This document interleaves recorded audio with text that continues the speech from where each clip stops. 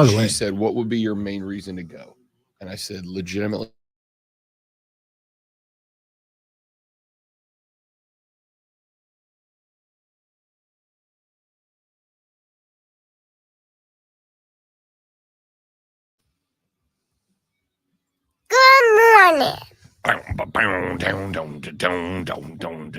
Excuse me while I whip this out. Oh, that was so aggressively loud. okay, he was impressive. You know, morons. Welcome in, ladies and gentlemen. It is Tuesday. It is February 27th, and it is time for the beginning of the 4-hour sports talk extravaganza that is known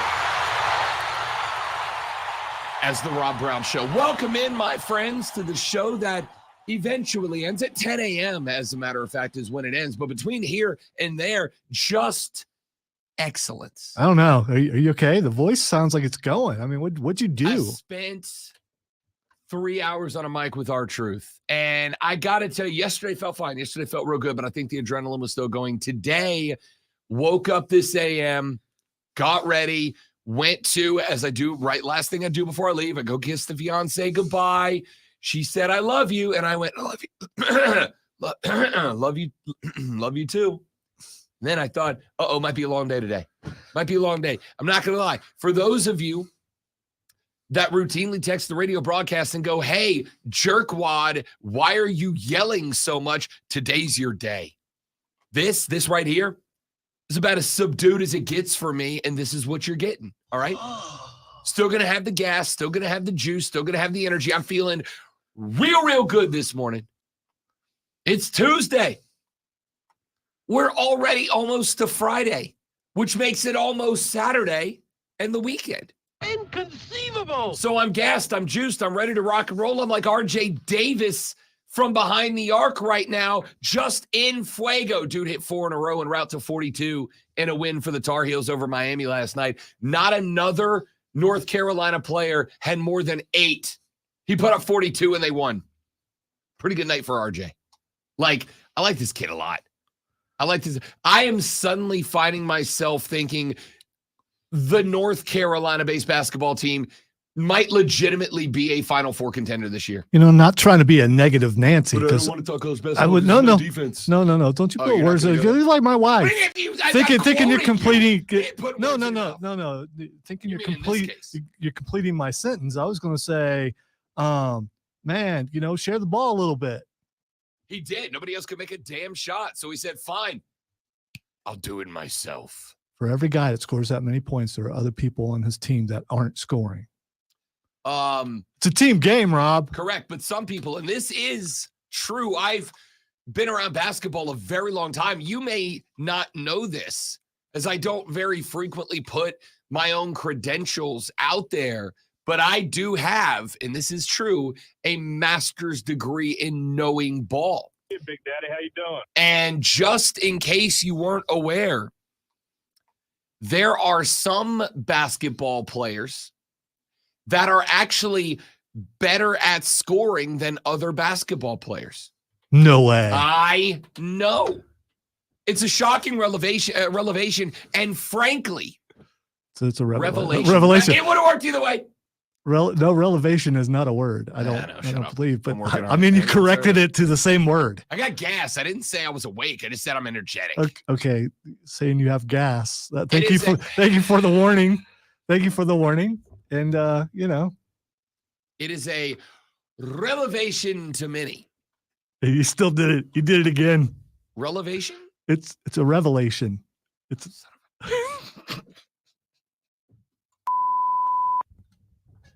you should just lean on that button for about 10 minutes. I really might need to. It is a revelation. Thank you. To many, that some basketball players are better than other basketball players, and RJ Davis is better than your favorite basketball player at the college level. I did get a very funny text last night from my soon-to-be sister-in-law, and she sent me a picture of her TV. She's starting to get into sports, right? Like she kind of dabbles on the outside, and she listens to the show. And she's starting to watch sports. And I guess last night they were replaying the NBA's All-Star game. I guess because TNT just doesn't want anybody to watch their channel. So they replayed the All-Star game. And she sends me a picture of her TV. And she goes, how is 15 an All-Star? He runs like his feet are made of cinder blocks. And I was like, 15, that's Jokic. And I zoomed in, and she's talking about Nikola Jokic.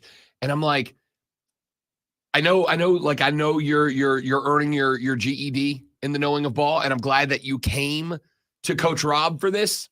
I'm glad you did, because I'm here to help. Like I want more people on my fiance's side of the family. There's only one guy, only my brother-in-law, soon-to-be brother-in-law on that side is a sports guy. Nobody else in that family is really a sports person.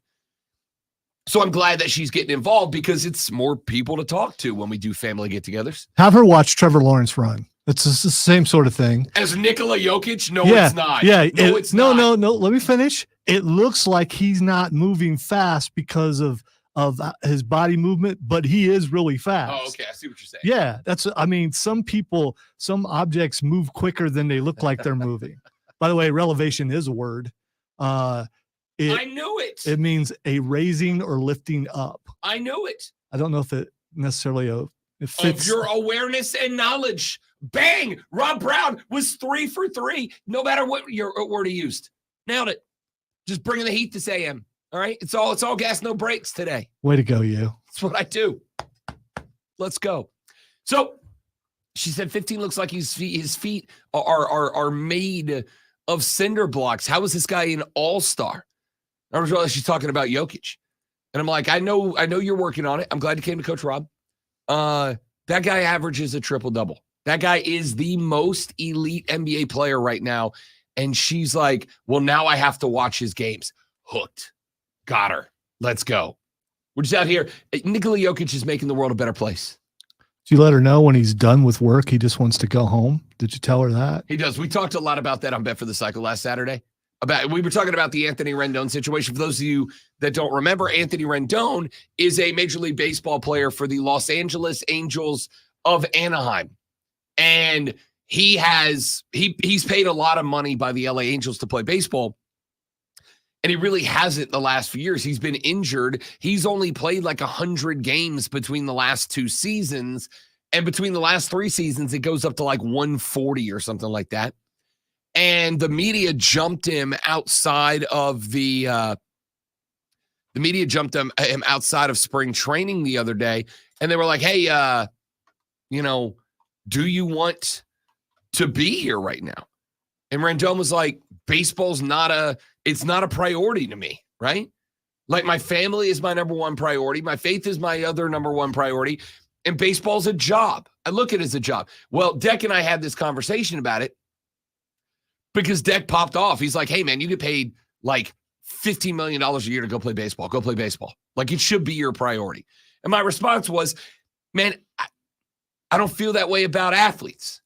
I understand that for many, if not most of them, it's a job for sure. I don't know about you. I've held lots of jobs that I didn't wake up going, yay, I get to go adjust insurance claims today. What a beautiful day for me. There were days that I woke up when I was a bank floor manager and I knew good and gosh darn well that I was going to have to deal with some uppity millionaire who was mad because he expected 7 more cents on his interest payout this month, even though he's got $1 billion in the bank. And not only do I have to deal with him, but my bank manager would go, you got to squarely kiss him on the cheeks while you do it. And I'm not talking about the rosy red ones. All right, different level, same sort of thing. Sorry, lady, I did not squish your bread. Yes. Exactly. The overwhelming majority of Americans do not have a job that we wake up and go, huzzah! What a glorious day. What a day for a daydream. We have jobs that, now, not me and Lonzo, we have jobs that we are willing to wake up at 3:30 in the morning for. You'll never hit that huzzah that way ever again. Huzzah! The hand motions, which you could have seen and still can on Facebook, YouTube, Twitch, or the X, if you're interested. Yes. And you should be.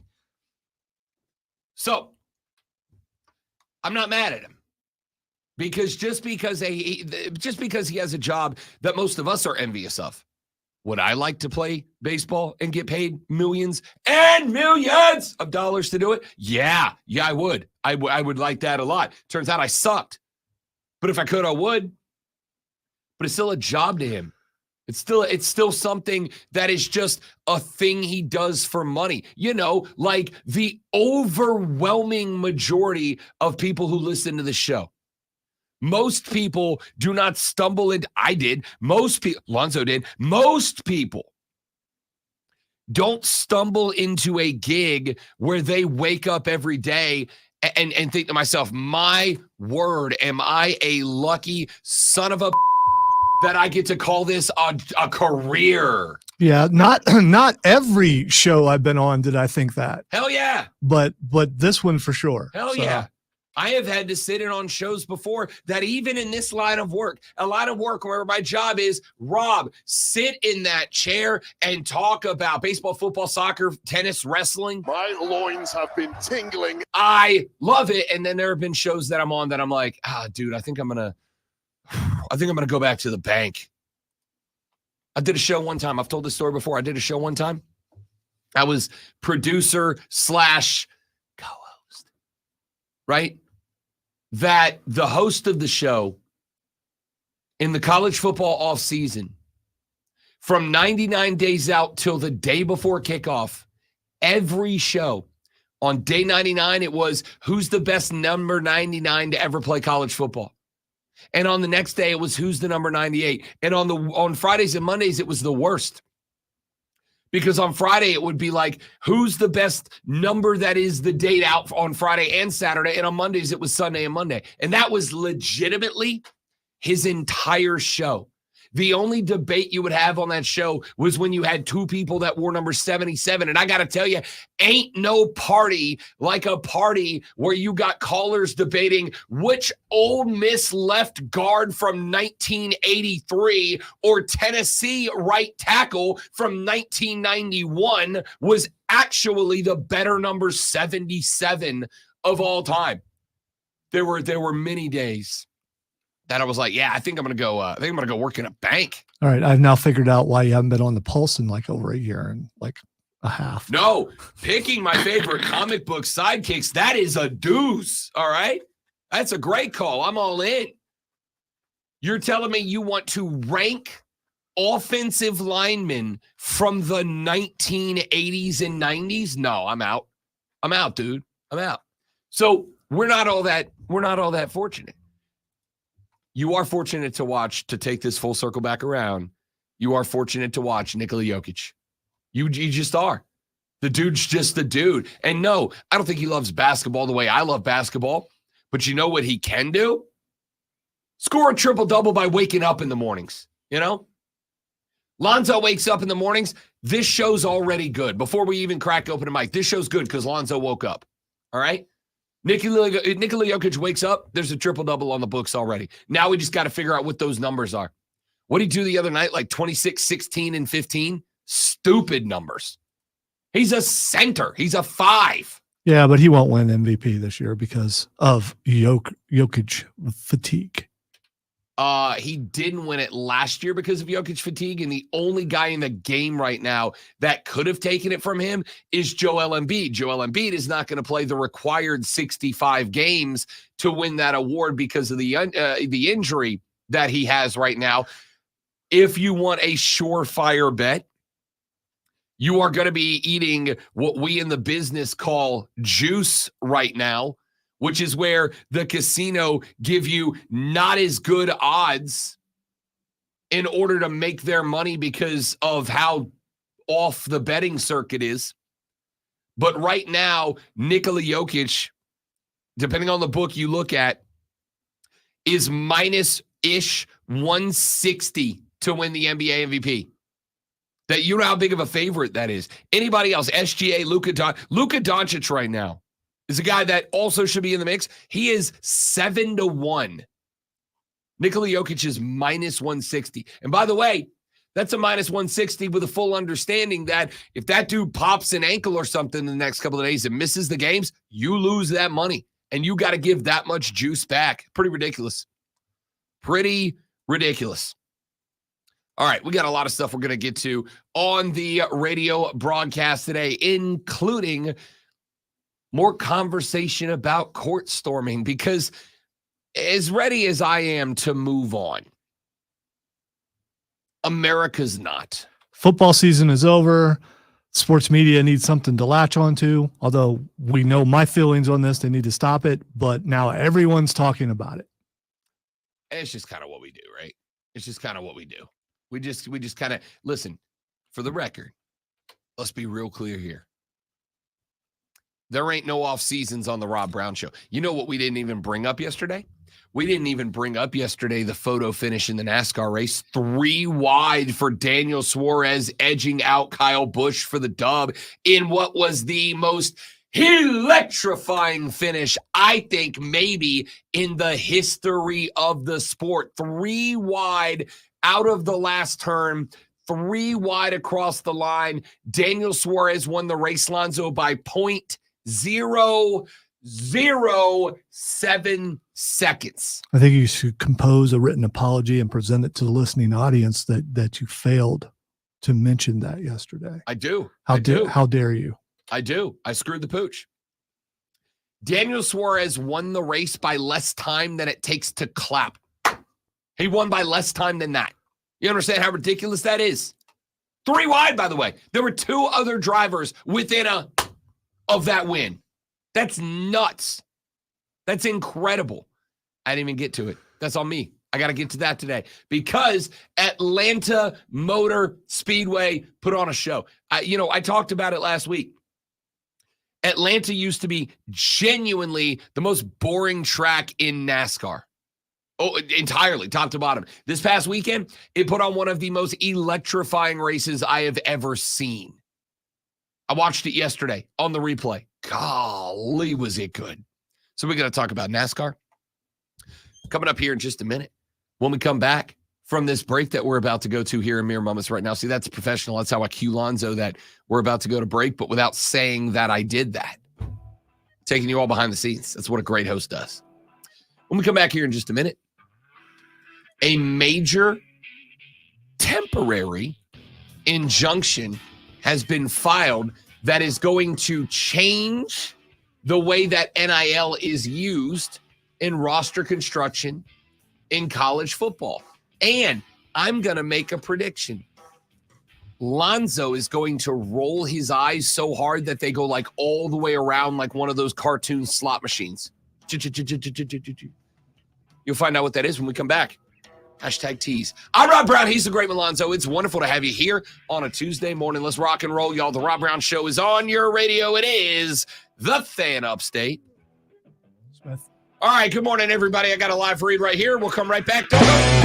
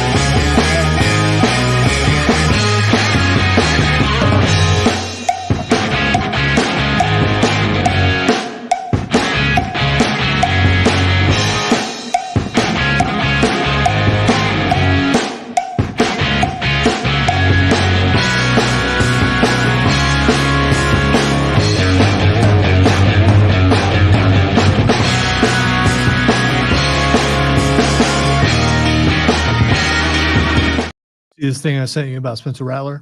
I did. Okay. I did. We're going to talk about that later, too.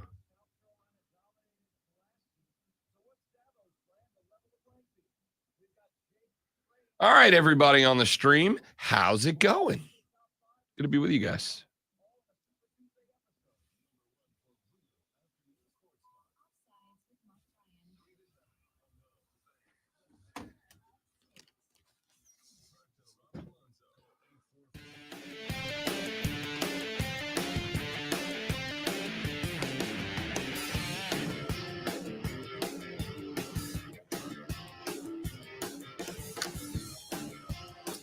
And here we go, ladies and gentlemen, the Rob Brown Show on your radio. Rob and the great one, Lonzo, with you. I have to ask you a question because I need to know if this is a sign of old. If you accidentally take a screenshot of your screen just by reaching over to grab your phone to turn it off, but instead you take a screenshot, is that a sign of being old? Was it like because you pushed the wrong button or just because you got giant hands and the screenshot buttons are close to each other? Well, to grab the phone in order to push it so it won't move. Are your screenshots on opposite side? So you have to push a button on either both side. sides? Yeah, no, that checks out. So the phone wouldn't move. I had to have my hand on the other side and it slipped down and No, took a that checks picture out. of the screen. Okay. That checks out. Mine, the Google Pixel just changed to where my screenshot buttons are on the same side. So like you kind of have to intentionally do it. And I got to tell you, it's my favorite change they've made to these phones. That's actually better. Yeah. Not enough for me to change phones. Like most things on Android, yes, it is better than iPhone. That is correct. I stand, as the kids say, on business. # Team Android. Let's get to this story because this one kind of feels like a real big story in the land of college ball. A federal judge in Tennessee granted a preliminary injunction that prohibits the NCAA from punishing any athletes or boosters for negotiating name, image, and likeness deals during their recruiting process or while they are in the transfer portal. The injunction is not a final ruling on the case, but the judge's decision will likely have an immediate and dramatic impact on how NIL deals are used in the recruiting process. Now, this injunction was handed down last Friday. It was after we went off the air, so we didn't get a chance to talk about it on Friday. We didn't get a chance to talk about it yesterday because I have a dear friend of mine who is a lawyer. I'm not sure exactly what his title is. He's a business lawyer. I don't know what's that called. What's a labor lawyer? No, not a labor lawyer. Maybe a labor lawyer. It might be a labor lawyer. Anyway, he's a lawyer who does business stuff. He does lawyer things for business peoples. Okay.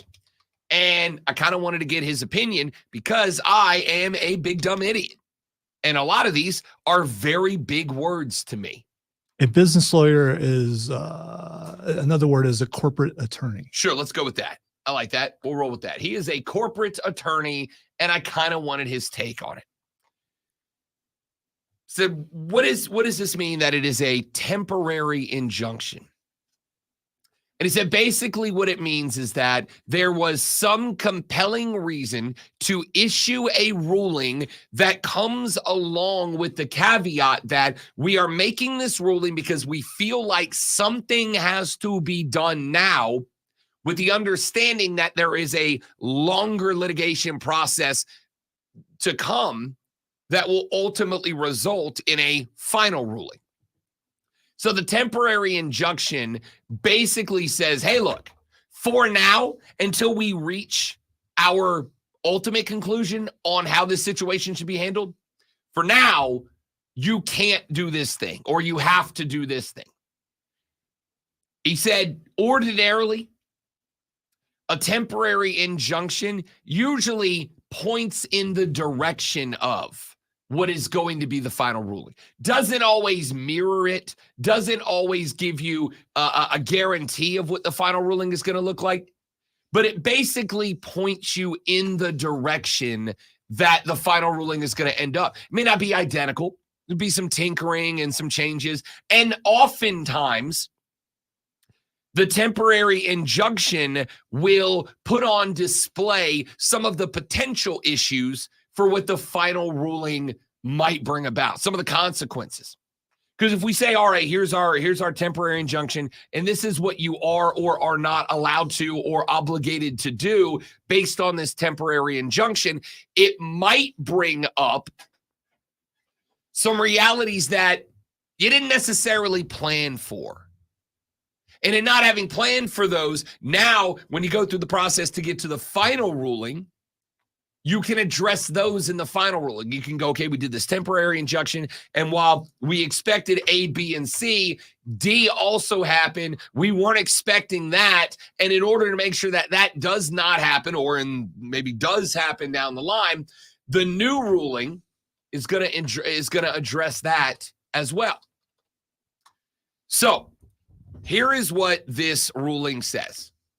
As it stands right now, NCAA rules prohibit student athletes from signing NIL contracts that are designed as inducements to get them to attend a particular school. One of the few restrictions in place for how athletes can make that money. For example, the NCAA recently announced, obviously, in case you were not listening to the Rob Brown Show, catch up, people. What are you doing? Sanctions against FSU football because a member of its coaching staff connected a prospect with a booster collective that works closely with the Noles. The collective made a specific offer to the player who was considering transferring from his current school to Florida State. We found out later, that was an offensive lineman from Georgia who went into the portal, got the offer from FSU, immediately went right back to Georgia so fast that some folks down in Tallahassee put on the tinfoil hat and said, hey, this feels like, as the Beastie Boys once said, sabotage. Banger, by the way. Still a banger. Anyway, attorneys out of Tennessee and Virginia, the attorneys general out of Tennessee and Virginia, as a matter of fact, argued that the NCAA is, and I am quoting ESPN on this, illegally restricting opportunities for student athletes by preventing them from negotiating the terms of NIL deals prior to deciding where they want to go to school. The lawsuit was filed January 31st, one day after the University of Tennessee Chancellor Donde Plowman revealed in a letter to the NCAA that the school's athletics department was being investigated for potential recruiting rules violations. So the judge in this case, which is U.S. District Court Judge Clifton Colker. You kind of have to say that name that way, right? The Honorable Clifton Colker. It's either residing Your Honor, Clifton Colker, or the U.S. General Attorney Guy Super Dude Clifton Colker. Come on, he's from a well-to-do family. You don't 100%. His name's Clifton. Yeah, you don't name your son that for sure. Clifton. Anyway, Clifton Corker, in his ruling, determined that the attorneys general have a reasonable chance of winning their case and that student athletes could suffer, quote, irreparable harm, end quote, if the restrictions remain in place while the case is being decided. The NCAA said in a statement, quote, turning upside down rules overwhelmingly supported by member schools will aggravate an already chaotic collegiate environment, further diminishing the protections for student athletes from exploitation. The NCAA fully supports student athletes making money from their name, image, and likeness and is making changes to deliver more benefits to student athletes, but an endless patchwork of state laws and court opinions make clear partnering with Congress is necessary to provide stability for the future of all college athletes, end quote. So basically what this injunction said is, for now, though it is not permanent, though, as I mentioned a minute ago, it likely points towards it, not definitely, but likely points towards it becoming permanent in the future. For now, college athletes are able to negotiate NIL terms before they sign a scholarship to go to a school. So now, if I am a 4-star quarterback out of Clinton, South Carolina. Don't do it, man. You're bowing to pressure. Do not do that. I just like to say it to get people's reaction. There's a T in there. Oh, I know. If I'm a 4-star quarterback. They can't say it because they're missing their front teeth. It makes it really hard It makes it really hard to pronounce your haters. T. The haters. I've been there. You haven't. I haven't. I have not been to Clinton. All right. So if I'm a 4-star quarterback and I got offers from Clemson, South Carolina, Alabama, and Georgia right now, they all want me. Only one of them can have me. Like the ladies. All right. That's a dumb joke. I take it back. If they all want me and only one of them can have me, one of the incentives for where I might elect to go to school, and for a lot of kids, I would say probably a primary incentive, and I would also argue that's true of, everybody, would be, where am I going to make the most money? Where's the bag, baby? Where's the cheddar? Where's the cheese? In years gone by, really up till last Friday, letter of the law was that you had to sign your scholarship, and then Monty Hall would open the door and show them what they've won. Johnny, here is what your NIL valuation at this school is. Now, with this temporary injunction in place, now as a player, I have a new opportunity. I can put out NIL feelers before I go to the school. I can find out roughly what I'm going to make. I can go straight up enter into negotiations. Hey, yo, if I was to come to Athens instead of Tuscaloosa, Columbia instead of Clemson, Tallahassee instead of Gainesville, if I was to come here, this is the dollar amount that I would like to pay to make that happen. I would like this much money, and I can negotiate that deal. And the NCAA can't say no to that anymore. They can't punish me for it. So that also means the inverse. If I'm Kirby Smart or Mike Norvell or whoever, Dabo Swinney or Shane Beamer, and I got a kid I really want, 4-star defensive tackle, I need to buff up the D-line a little bit, and that's the guy I believe is the future. Now I can have my NIL collective go to him and go, hey, dude, we can put $75K a year, $100K a year on the table for you if you come to Columbia, and they are now allowed to have that negotiation. But so, of course, is everybody else. Okay. In your statement, you made it sound as if Dabo would have control over the NIL collective and direct them as if he was the boss of, which would make the NIL collective a sect, a subdivision, there's one thing we like on this show of Clemson. Sex. Yes, we love the sex of Clemson. Yes, I like when Lonzo plays along. It's very fun to me. yes. Also, if I were a student athlete and I was negotiating, but I'm not good at it, would I be able to have a representative of some sort? An agent? That's it. That's the word. Would I be able to have an agent to take care of that? Yeah. You can have agents. Man, this sounds like the NFL. It Sure just, it does. and all professional sports. Sure it does. And? Oh, no, I was just saying that's what it sounded Sure it like. does. There's just probably some people that don't like the fact that it sounds that There way. are a lot of people who don't like it. Because that's what it is. I mean, There are a lot of people who don't like it. And yet, it is what it is. I remember back in 2002 when back in my day, 2019. yeah, when the turning of the century when college football was still college football. This ain't college football today. This is the NFL light. You've literally said that before. Yeah, I know. But you said it in your regular voice. Yeah, I know. Okay. Yeah, I was just my regular voice is old too, but it's just not as funny. So basically what this means is that at this point, college athletes can negotiate NIL deals as part of the recruiting process. I kicked this around a lot last night, and I came to the conclusion that, okay, it checks out. And it checks out for one reason. Because me too, and you too, and Lonzo too. You two, not like the band, like us, like all of us. You, me, and you. And me too, not like the movement. The and then Edge. yeah. Oh, yeah. The plane, there's a U2 spy plane. You too.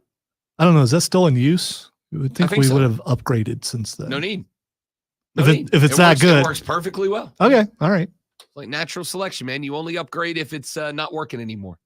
So, much like Zoe or me or anybody else, we have the right before we accept a job to negotiate with all the potential jobs to find out which one's going to compensate me in the way that I want the best. If I was tomorrow, I'm not, but if I tomorrow decided that I was ready to move on from this market, again, I'm not, but if I was, I can make calls and I could get in touch with however many radio stations were interested in bringing me on board as their new host. And once I have a list of the 2 or 3 or 5 or 100 that were interested in me, then I have the opportunity to negotiate with all of them. And not only negotiate with all of them, but have them compete with each other for my services, right? If I was in demand. I could say, hey, radio station in city A, this is what I get paid now. I'd like this much. And they could go, okay, we'll offer you this. And I go, that's wonderful. And then I call radio station B and I said, hey, radio station A is offering me this much. Can you beat that? And they'll go, well, we'll pay you the same, but we're going to give you this added benefit. Or I can go then to radio station C and go, hey, A's offering me this, B topped by this. And at some point, some radio station is going to go, hey, dude, we ain't paying you that. And now I know what my valuation is. Now I know what my cap is. And now I can go back to station A and go, hey, here's the final offer I got from station D. But I really like your city, and I would love to live in your city and be a fan of your team. Can you match it? And A's either going to go yes or no. And I can continue that circle until I get myself the best possible contract, and then I'm gone. All of us have the right to do that. And if you're playing the game the right way, you probably have. And now we're just saying college football players can do it too. They can now figure out where they're going to get the best compensation for their services as a player, utilizing their name, their image, and their likeness as their product. Still got to go play. I promise you, nobody's going to sign a second-year NIL deal for a guy who signs a $500,000 NIL deal as a freshman and then sucks. You still got to play. You still got to perform. Now, that brings me to something else that I would like to address. And that is the comments that were made last week by one Nicholas Lou Saban, a man that I have the utmost respect for, a man that I have a ton of admiration towards.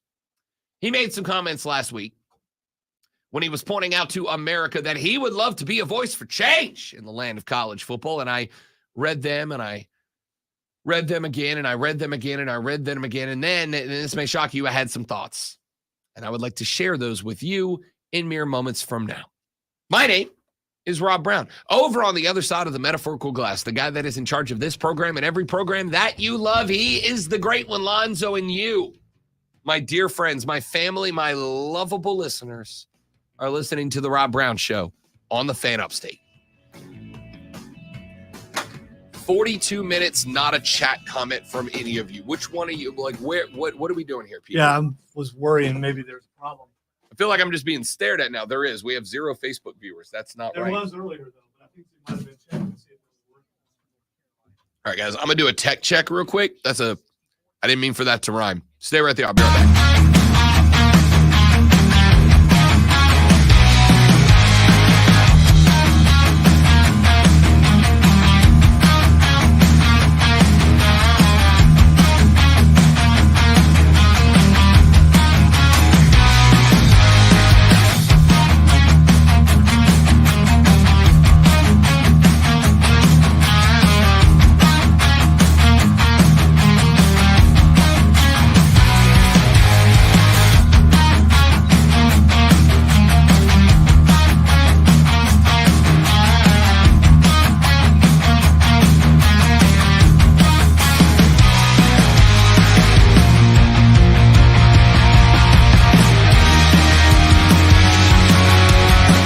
Seems to be working on Facebook. I just pulled it up and it's streaming. Okay, could just be Tuesday. There we go. There we go. Jesse, welcome in, big dog. I just wanted to make sure you guys are all good, man. You know, I felt like a zoo animal for just a second there. There we go. I like the big ones. James, what's up, buddy? Good morning. Welcome in, my guy. Good to have you. I just wanted to make sure it worked. That's all. Maybe we weren't interesting enough to elicit comment. There's a good chance. That's what I wanted. I wanted a little existential doubt to start my day. Like a good cup of coffee. Stupid. There may or may not be a divot in the floor.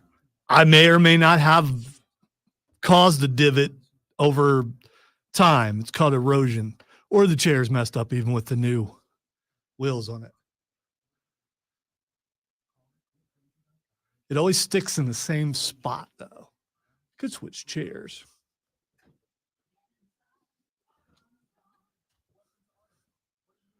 There we go. See, that's smooth, but somehow it will work its way back to the other thing when I need to move the most. Eventually, I'm going to face plant. That's the problem. I'm going to think I'm moving forward, and I will move, but the chair won't. Which will be funny for everyone else out there, but it will hurt.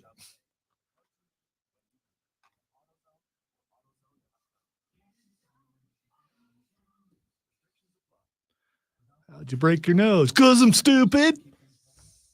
I fell down.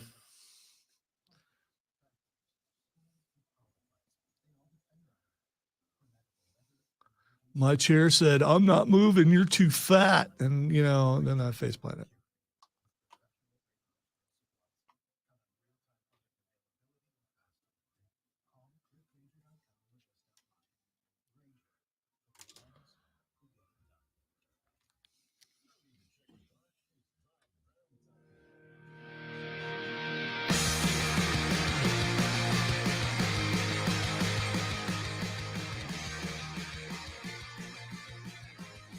The Rob Brown Show rolls on. Hour number 1 underway right now. We were talking about the temporary injunction granted by a federal judge in Tennessee last week that created a situation where players can now, free of threat from the NCAA, negotiate NIL contracts as part of their recruiting process. And that is both true for kids coming out of high school and going to college, as well as kids who enter the transfer portal. So, with that being said, I was reading through because it came into my stream of consciousness last night, the comments of one Nick Saban. And Nick's going to stay relevant, not just because he is the GOAT and should be deemed such, but because there are many of us, and I include us because I'm in that group, that believe the reason Nick Saban called it a career is because of NIL and the transfer portal. The job got harder. And there are some guys, and hell, Nick Saban's over 70 years old. I got to tell you, if and when I get to 70, I hope I have less work, not more. Nick said this long rambling spiel about how I'm for the players, I'm for this, I'm for that. But he said, quote, I think the consequence of this could come down the road when some of these guys get 28 and 29 years old that maybe they didn't prepare themselves for when they can't play football anymore, which is what you should do when you go to college. All right. I'm totally fine with that. Okay? All on board. Totally fine with that. Here's my question. How many times has Nick Saban lobbied to maybe, I don't know, create more rigorous academic standards for players? Anybody ever heard Nick Saban lobby that maybe biology class should be a little bit more difficult? Or that maybe players should be obligated to meet certain academic benchmarks towards a graduation? Or that maybe players should have to graduate in 4 years if they want to play their 5th year? I don't know. I'm just spitballing here. It is funny to me that there are all of these coaches that all have all of these thoughts that all revolve around making sure that college is good for the kids. We want to make sure that they have a foundation of learning and leadership. We want to make sure that there is a rigorous academic progression so that, these kids might think that they want $500,000 to play football, but what they actually want is a good degree for their future. Dudes, dudettes, amigos, amigas. Let me make abundantly clear. Until the day that I start seeing college coaches come out and demand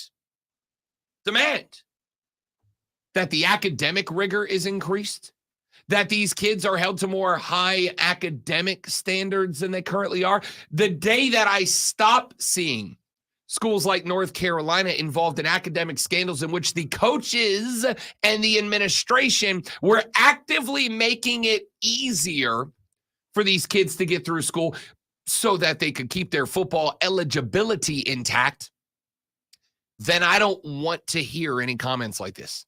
I don't care. Don't sit here and preach to me that you're worried about the life foundation of these players when you are seeing school after school, year after year, put out in the public eye for making it easier. When you are constantly seeing schools allowing kids to have people go to class for them, when you are constantly easing up on the academic requirements and workload in order to get them eligible for football, please don't come to me and tell me that your pushback against NIL is actually because you're worried about them when they're 28 and 29. I don't believe you. I don't believe you. If you really believe that, you would be working towards making it tougher to get into and through college, because that is where the foundation for life comes from, not football. Football is part of it. There's lessons in football. But by the time you reach college, you're not learning those deep-seated life lessons that you have them already. You have them. You've been taught those. Those are little league and middle school and high school lessons, not college football lessons. Until I hear Nick come out and start preaching about how schools need to make it more schooly for the kids, don't hit me. Well, I'm worried about them when they're 29. Are you? And I'm using Nick because he's the most visible guy here. But until you start pushing for more academic rigor, until you start pushing for guys who aren't meeting academic benchmarks to lose their eligibility, and you are actively pursuing that, which no college football coach in the history of college football coaching has outside of maybe like the service academies, then I don't believe you. It really just comes across as NIL makes it harder to be a coach, and I don't want it to be harder to be a coach. Marion is on the phone line, wants to talk some of these NIL rulings and its future. Marion, welcome to the show. Thanks for taking some time. Good to have you. Hey there. Yes, sir. I just had like an idea.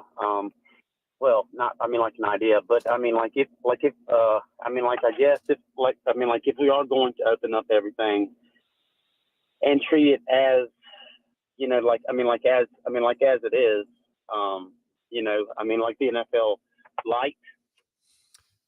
Marion, appreciate the phone call. I kind of get the direction you're going, and I appreciate it. The concept of this being NFL light. I will say that I have moved over to the Zoe side. It's a job now. Okay? It's a job. But I am willing to call it a job because it's big business. We're all on board with that.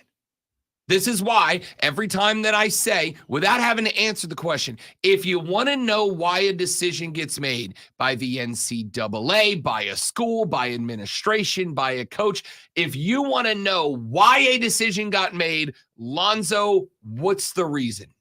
That'd be money. Every time. It is a gigantic business. We just watched a contract. Well, apparently it wasn't actually officially entirely, totally signed, but we just watched a contract for north of $1 billion for a handful of games every year. For a handful of games. Not a whole season. For a handful of games.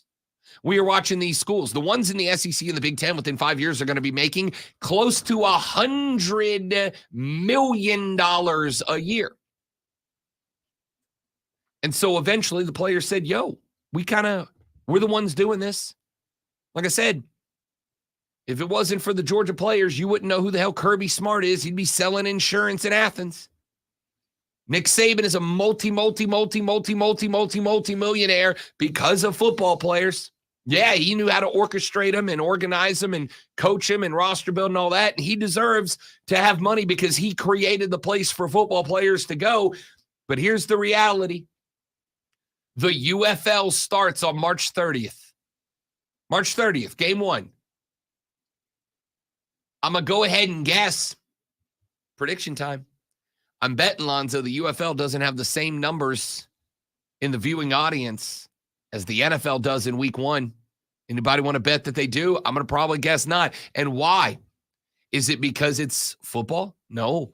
It's because the talent level will not even be close to what the NFL is, and we watch the best. We watch the players play, and we want to watch the best players play.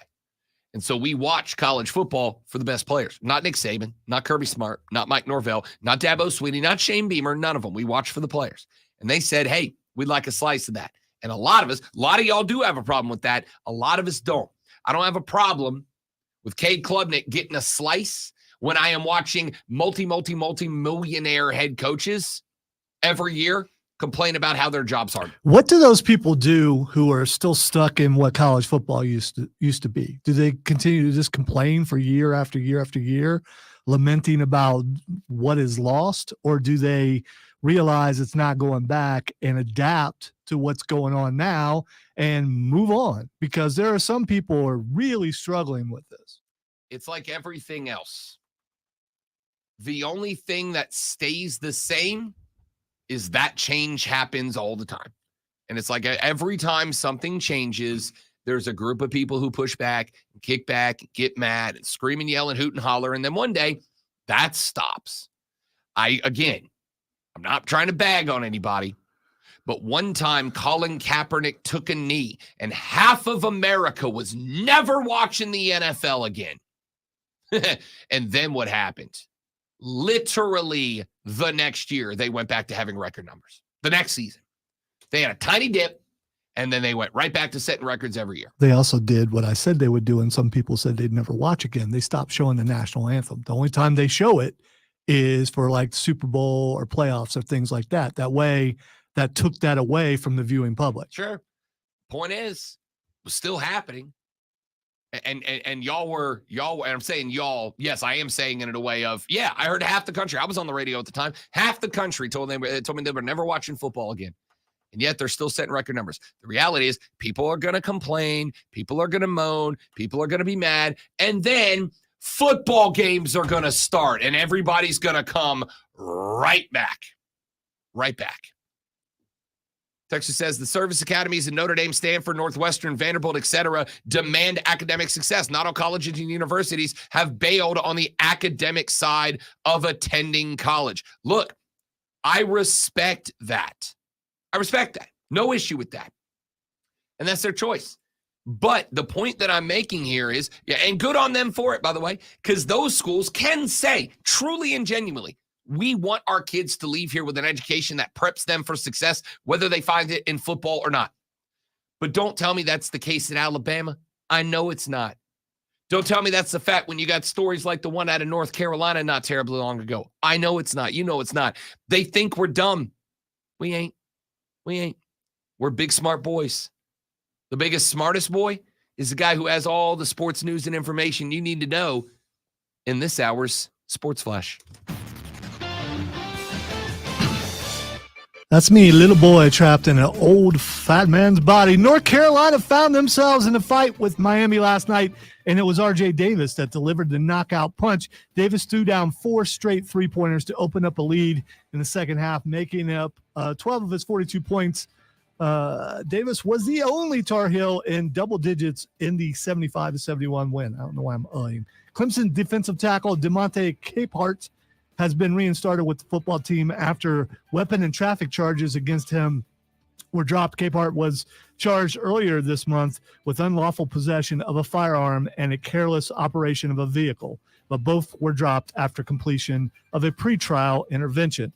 Tune in tomorrow night at 6:30 as Furman men's basketball team takes on Western Carolina right here on your home for Paladins football and basketball.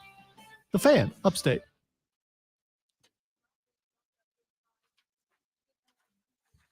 I think I said Paladins. I'm not sure.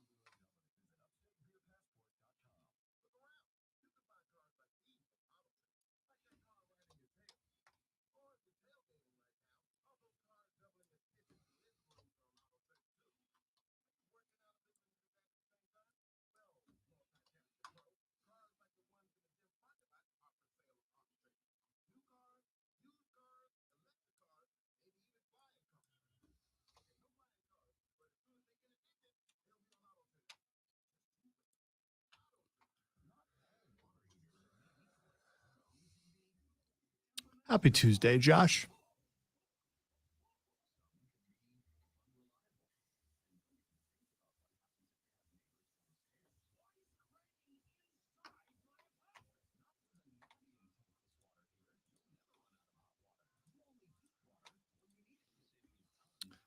So that person has made my list, Yeah.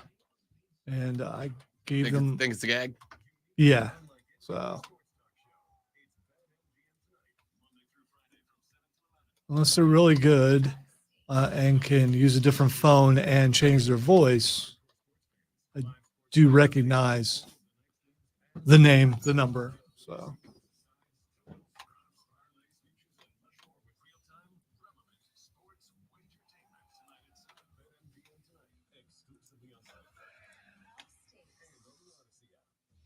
QC in the first break.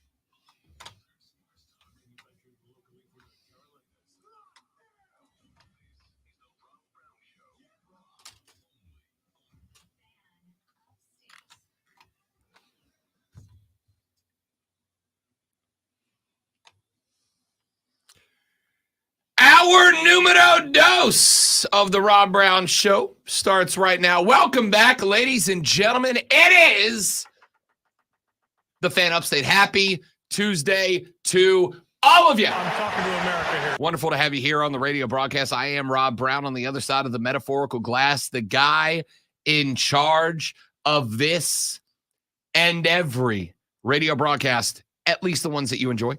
He is the alpha and the omega of the Fan Upstate, the Sultan of Swag, the professor of perfection, the wizard of wave himself. The great one, Lonzo. That could not have been better timing. Spectacular. Yeah, because I did that on purpose. Yeah. So there. We got a lot to get to. Yeah, move on. Okay. I was trying to. Okay. All right. Fine. I was trying to, man. I was doing my best. Hey man, it's like the computers are out to get me today. So, bro. So we got a lot that we need to get to, a lot to continue to get to here on the radio broadcast. If you elect to be a part of it, the text line 71307. 71307. Start your text with FAN, F-A-N, FAN. We'll read them on the air. You can give us a buzz on the renewal by Anderson of the Carolinas Fan phone at 844-326-3663. That is 844-FAN-FONE. If you want to come in that direction, you can also tweet X post us at the Rob Brown Show at Lonzo on Word, or get to everybody up in the hizzle at the Fan Upstate on Twitter. Let's go. It is 7:03 and a half right now, which means you're less than an hour away from clocking in, which means you're like an hour and 17 minutes away from taking your first break of the day, because who doesn't want to go stand on the clock and talk a little sports with your coworkers, right? And if you're going to do that, you're going to need this. Are you ready for the playbook of the peculiar, the almanac of the absurd, and the encyclopedia of the extraordinary? Well, you better be, because we're diving headfirst into the 3 top stories that will have your coworkers saying, You hear that? First bathroom break. No. Here we go. Welcome to the water cooler cheat sheet on the Fan Upstate. Man, I very much miss CSI Ann Arbor. Wasn't that a wonderful time to be a broadcaster? Wait, you mean they just stopped with the investigation and nothing's going to happen from it? CSI Ann Arbor. So good. So good. What a lovely time to have been in this industry.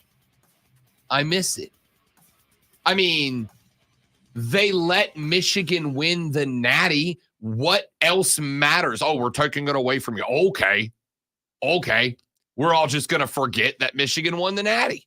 That's what I'm trying to do. Yeah. I'm trying to forget that. Yeah. Michigan won. I was really glad when they gave Reggie Bush back his Heisman, because they un-Men in Black normalized me. And I was allowed legally to remember that Reggie Bush won a Heisman.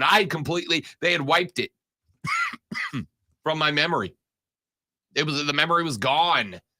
And then it came back one day. I was like, oh, Reggie Bush won a Heisman. That's, my goodness, I remember now that they gave it back to him. They take Michigan's Natty. I believe we all become legally obligated to forget that and pretend that it never actually happened. CSI Ann Arbor. Water cooler cheat sheet, top 3 stories that you need to know from the land of sports. If you're going to go to work and talk sports like a responsible person, on your break, let's get to item number 1. So we have talked a little bit about this, and I know that it is, I guess, technically old news because the temporary injunction was handed down last Friday. So let me ask you this, as a content creator, as we both obviously are. Did this pop up on your radar all that much since last Friday? Because I got to be real with you. It didn't for me. And this kind of feels like a much bigger deal than it's made out to be. And I think it may be because, and I am not saying this like an elitist and a let me explain to you. I mean it for me as well. It's a lot of legalese.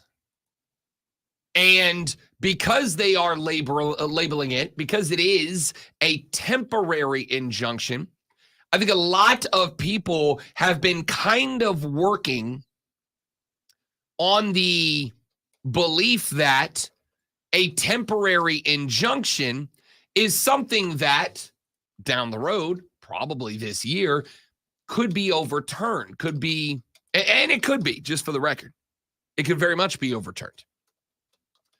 But I spoke yesterday to someone who is in corporate law. And these types of lawsuits, this type of litigation is what he does for a living. And he said, ordinarily, when you get a temporary injunction like this one, it is usually a pretty good, though not definite, but a pretty good indicator of the direction that the wind is blowing. To simplify, ordinarily, it's a pretty good indicator of what the final ruling is going to be. It can be done for a number of reasons. He said the primary reason you would get a temporary injunction in a situation like this is because the court, the judge in question, believes that by allowing the status quo to stand, irreparable harm will be done to one party or the other. Harm that cannot be rectified down the road with a later ruling. I might lose 5, 10, 100, $1 billion now that can't be recovered. It's lost. And so a temporary injunction would be handed down in order to protect those losses, with the understanding that, hey, if we decide to go to the total opposite direction down the line with a more thorough litigation process, a more thorough legal review of the situation, then no harm, no foul. Those people made some money. Congratulations, but you can't do it anymore. You got to fix the process now. But the reason you have to fix the process has been more thoroughly argued, evaluated, analyzed, understood, and judged because of. So basically, this judge said, hey, there would be irreparable damage done to the players if we allowed the NCAA to be able to bring the hammer down on them for this. Irreparable damage done to teams, whatever parties they want to talk about, if we allow the NCAA to bring down the hammer. But if we later on we overturn this, if we decide to go the other direction with this, and we decide we're going to flip this ruling over, it's really no harm, no foul to the NCAA, because they're not losing profit. They're not going to be injured by this. The players and theoretically, maybe the schools would. So I think that's why this ruling, not by everybody. I'm not trying to say we're the only ones talking about it. We're certainly not. I'm sure it's been covered by a lot of shows and a lot of folks. But I think that is why this, by and large, kind of slipped under the radar since last Friday. I gotta be honest. I believe this is an inevitability. Wow. You got there. I'm proud of you. Inevitability.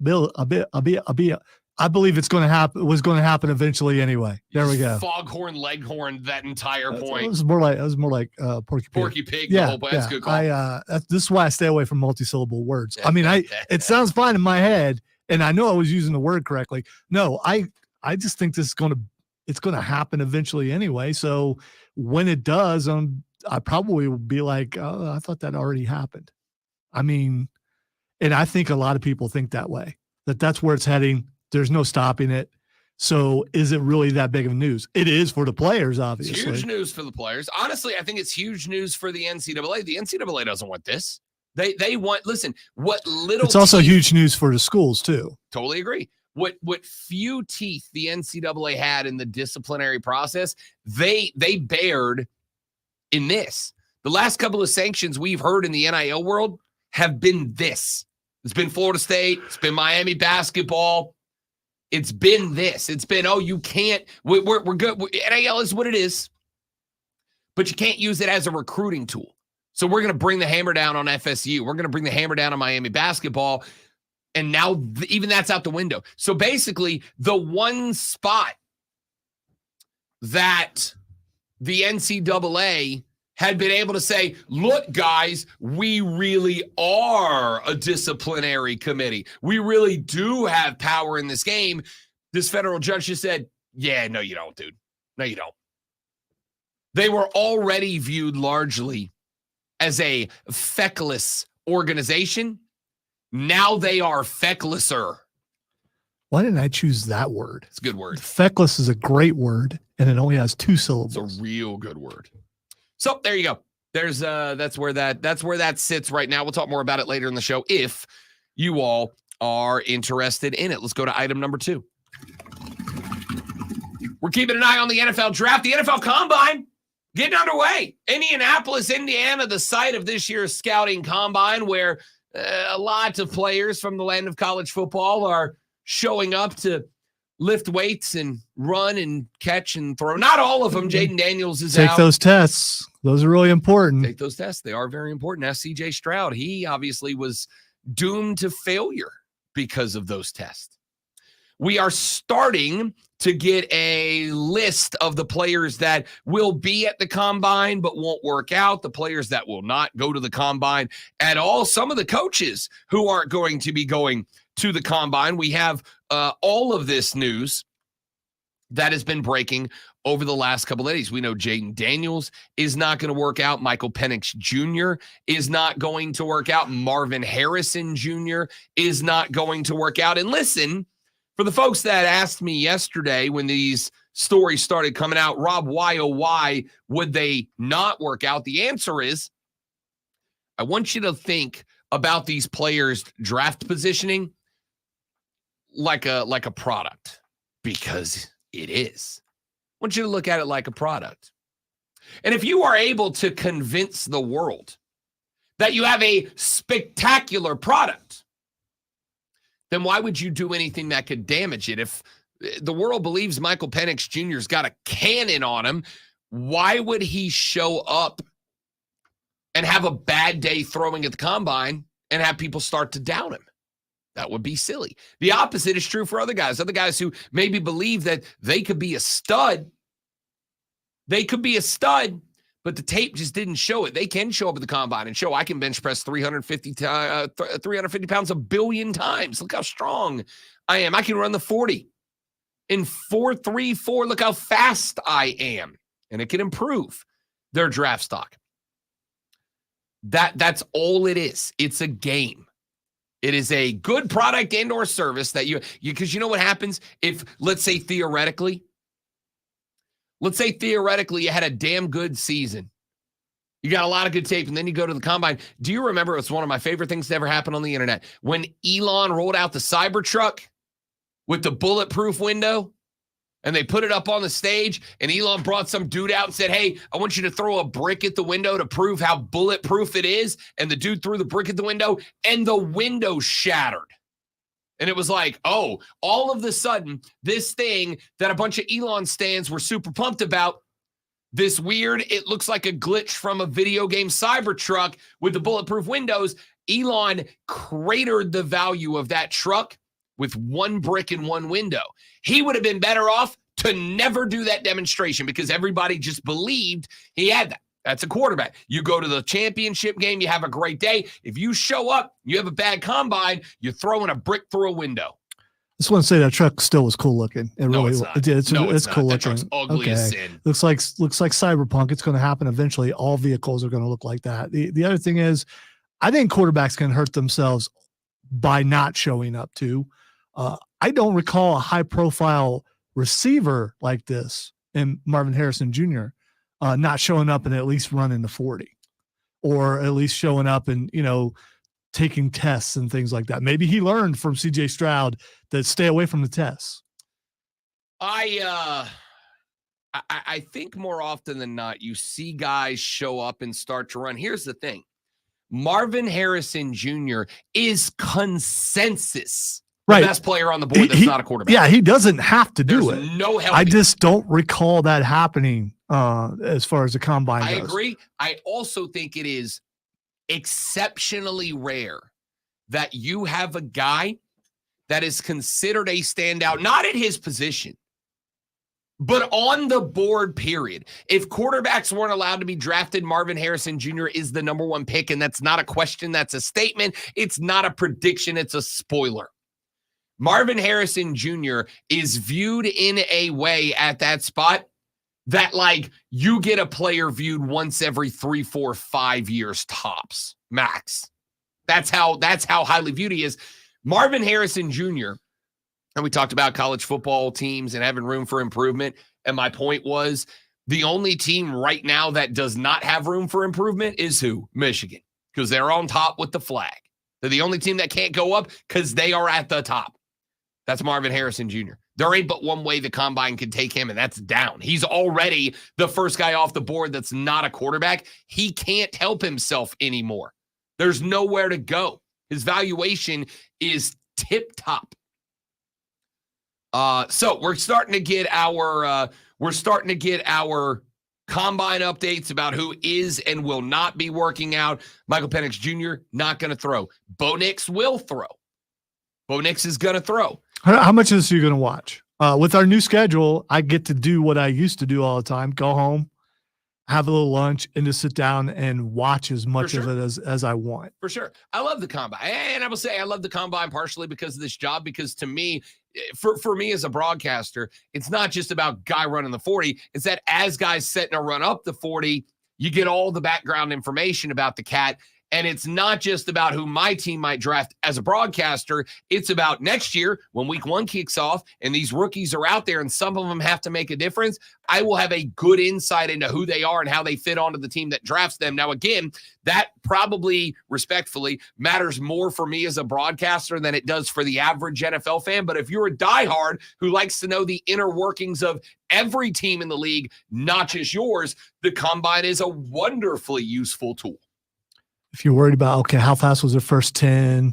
How good did they do on the 3-cone? All that kind of stuff. I do agree. I think the NFL Network does a really good job with it. 100%.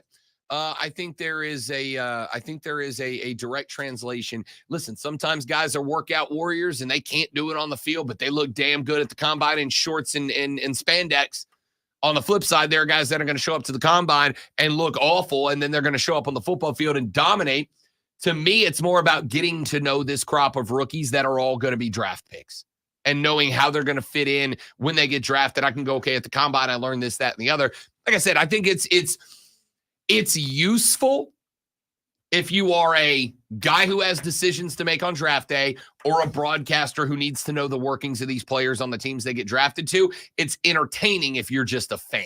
In my ever so humble opinion, let us go to item number 3. We have been talking about the temporary injunction. Turns out there's actually another situation coming down the pipe that could have some level of importance in the land of college athletics as a whole. The NCAA Committee on Infractions had a 9-hour meeting last Thursday. That's where this injunction was discussed before it got ruled. But there was something else that got discussed as well that I find very interesting. In notes from the meeting that have been leaking out over the weekend, the NCAA Committee on Infractions has begun exploring legislation adopted that would directly penalize non-coaching staff members at the Center of NCAA Enforcement Action up to and including university presidents. At a meeting on Thursday, the committee discussed the scope of penalties that could be levied on several school athletic and academic officials in infractions cases, including compliance officers, athletic directors, presidents, and chancellors. They agreed to examine the matter on a case-by-case basis, according to the NCAA's managing director for the Office of Committees on Infractions, Matt McCroot. They will determine the penalties based on the person's activity and involvement in violations and their role within the university.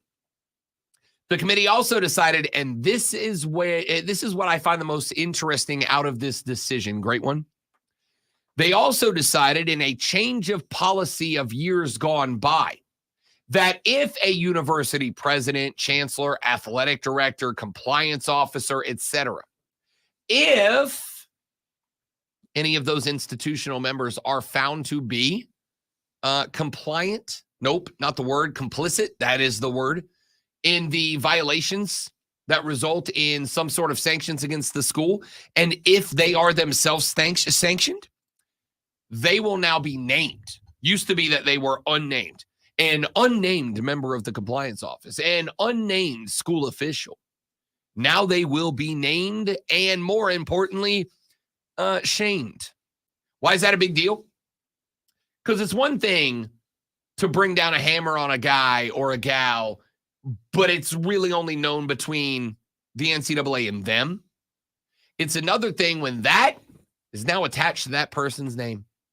When they go apply for a bigger, better job at a bigger, better school, and that school calls back and goes, hey, Mr. Smith, we were looking at your resume. We did a little background search and we found out that you ate a 1, 2, 3 week suspension, a $10, $20, $30, $100,000 fine back at XYZ University last year because of a direct violation of the NCAA's compliance articles. Unfortunately, we can't have that here at ZXY State University. Thank you for your understanding. We wish you the best of luck in your future endeavors. I find that very, very interesting that not only are they beginning to consider penalizing non-coaching members for violations, but now straight up identifying them publicly. They're putting some weight on this, my dudes. They really are. Let's run to a break. We'll come back here in just a minute. We're going to talk about all this and more. I want y'all's thoughts on everything we're talking about. 71307 is the text line. Start your text with FAN, F-A-N. You can also call us on the Renewal by Anderson of the Carolinas fan phone, 844-326-3663, 844-FAN-FONE. It's the Rob Brown Show. It's the Fan Upstate. QC. All right, guys, quick live reading. We're coming right back. Y'all stay right there.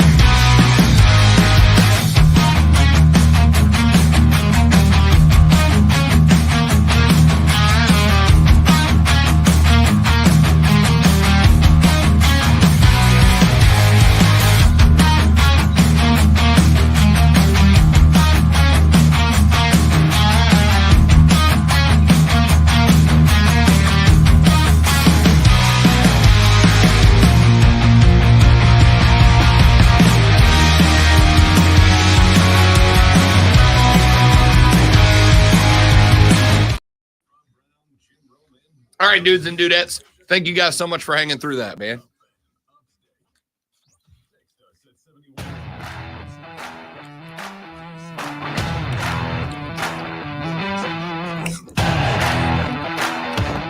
The Rob Brown Show carries on. It is the Fan Upstate, ladies and gentlemen. Rob and Lonzo with you. Let's run through some of the texts that we've gotten so far. Texter says, and let the dominoes continue to fall. NCAA college football equals semi-pro. What keeps these players under this injunction from getting an agent to do their work? NCAA equals DOA, coffin emoji, just to drive home the point. And I like that. That's an excellent use of an emoji. Which is what I was saying earlier about the agent thing, but I wouldn't say they're semi-pro. If you make that much money, you ain't semi-pro, you pro. Professional isn't defined by how much money you make. Clearly, we are professionals. Well, what makes you semi-pro? I thought semi-pro was, if I recall, only a certain amount of money you couldn't be paid over that. I mean, that's league by league, sport by sport when we use it in a sports setting. I am fine for the there's record, no salary cap at the moment For the for college football. So to me, words have context, words have meaning, and that is why we have to be careful to use them the right way. They are not professionals as they do not get paid to play football by definition. Okay. Now you can argue that in this case, the context matters more than the definition of the words. And that's an argument we can have. But by context, they are not professionals as they do not get paid to do a footballing. What they get paid for is to endorse things using their face. Now, the reason their face is known enough to justify an endorsement is because they play football or basketball, volleyball, whatever, gymnastics, whatever the case might be. Every morning I come in here and I watch Olivia Dunn hype a Fabletics, whatever it's called, leisure wear line. Okay. She's making money not because she is a gymnast, but because she's famous. She's famous because she's a gymnast. all right, you sound like Senator Brown right now, and you're just using a political speech. It means the same thing. It does not, Lonzo. Okay. It does not. All right, I disagree. I do not. So when Rob Brown does an endorsement for Bob's Used Cars, I do not get paid for being a car salesman. I don't get paid for working at Bob's Used Cars. I don't get paid because I'm a professional driver, a NASCAR guy, whatever. I get paid to use Rob Brown's brand to elevate that product. I have a brand because I'm a radio guy. There's a difference. Bob doesn't pay me to do radio. You do get paid, but the company gets paid first and makes more of the money than you do. I don't disagree, but that's to the discussion we're having. That's a side piece. How? Here's how. Side piece? Because this is why, and again, words mean something to me, and the definitions of words and being used correctly in a context matters to me. Cade Klubnik is not getting paid by Bob's Used Cars to play football. He is getting paid to hype Bob's Used Cars. He is useful to hype Bob's Used Cars because he plays football. He's not getting paid by Bob's to play football. That's why he's not a professional. If Clemson pays Cade Klubnik to play football, now he's a professional because that's what he's getting paid to do. So the words are important, but that being said, the text itself, I get it. Again, all these players are allowed to be paid to do now is to utilize their brand that they have built. The only difference between them and you or them and me, this is a reality. I get paid to use my brand to hype products and goods and services and companies too. You all know that. You're not dumb people. You're smart people. That's why you listen to this show. I get paid to hype brands and products and goods and services as well using the Rob Brown Show brand that we have built over a 17-year career and 4 years in this market. That is what an endorsement is by definition. Doesn't make me a professional in the industry that they are utilizing. The only difference between Cade Klubnik and Rob Brown when it comes to the endorsements is he's more well-known because he's on a football program that packs 70,000 people into stadiums a handful of times a year. That's the difference. If it ever got to the point that the Rob Brown Show was being syndicated nationally and listened to an audience of millions and millions of the Rob's fans, then I would get endorsements that are on the scale of NIL for the biggest named players. I just think it's important that we keep a fair eye, a fair scope on what this actually is. But the texter's not wrong. He said, what's preventing these players from getting an agent to do their work? Nothing. By the way, everything you said and you've been consistent, you still haven't convinced me. Now, you could say I'm stubborn or maybe not smart enough to get what you're saying, but to me, they are employees. They are getting paid, because if they weren't doing what they're doing, they wouldn't be making the money they're doing. And eventually, when the school is allowed to, and it's going to happen, when the NIL comes directly from the school, then you cannot hide the fact that they're employees. I don't accept that, because then they would be employees. They are not employees. Right. That's what I said. Right. I said even then you cannot use speech to make it look like they're something that they're not when they already are. What you are doing is you are saying, Rob, they are a thing that they are not, and you're using speech to try to. No. The fact is, they are not employees as football players. They are paid endorsers. That is not a professional football player. When they get paid for playing football, if Clemson's ever cutting checks to football players for $5K a week or whatever it might end up being, by the way, $5.5K a week, that is what a salary in the UFL is going to pay. Just so we're all on the same page here. We'll talk about that later. Found that out yesterday. When they get paid by the football program to play football, then they are professionals. Yes, they are getting paid because they are football players, not for being football players. That is not some tricky wordplay. That's the fact. All right. I'm sorry for all those people out there like me whose hair hurts.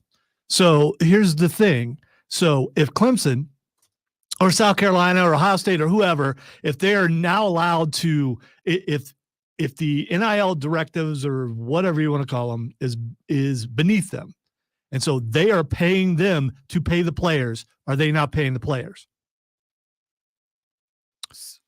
The NIL collectives, right. when the school is actually allowed to pay the collectives to recruit the players, then are you going to say that they're still not paying the players? But what you're asking me to do is take a future reality. Yeah, I'm speculating and pretend it is the reality. No, what I'm trying to understand your point of view by giving you an example and trying to figure out if that's the same thing in your view. When they get to the point where a school is directly involved in a payment to a player, which, for the record, I absolutely do believe is going to happen. So if they pay someone who pays someone, are they not still paying them? If they pay for a collective, okay. Here's the thing. What you are more likely to see if it gets to that point, what you are more likely to see is the school just cutting a check to players than it is to go school pays collective plays players. You're more likely to see the schools just pay the players directly, in which case, yes, I will go, okay, now you are bona fide, letter of the definition, employees of the school, and therefore, in my ever so humble opinion, professionals.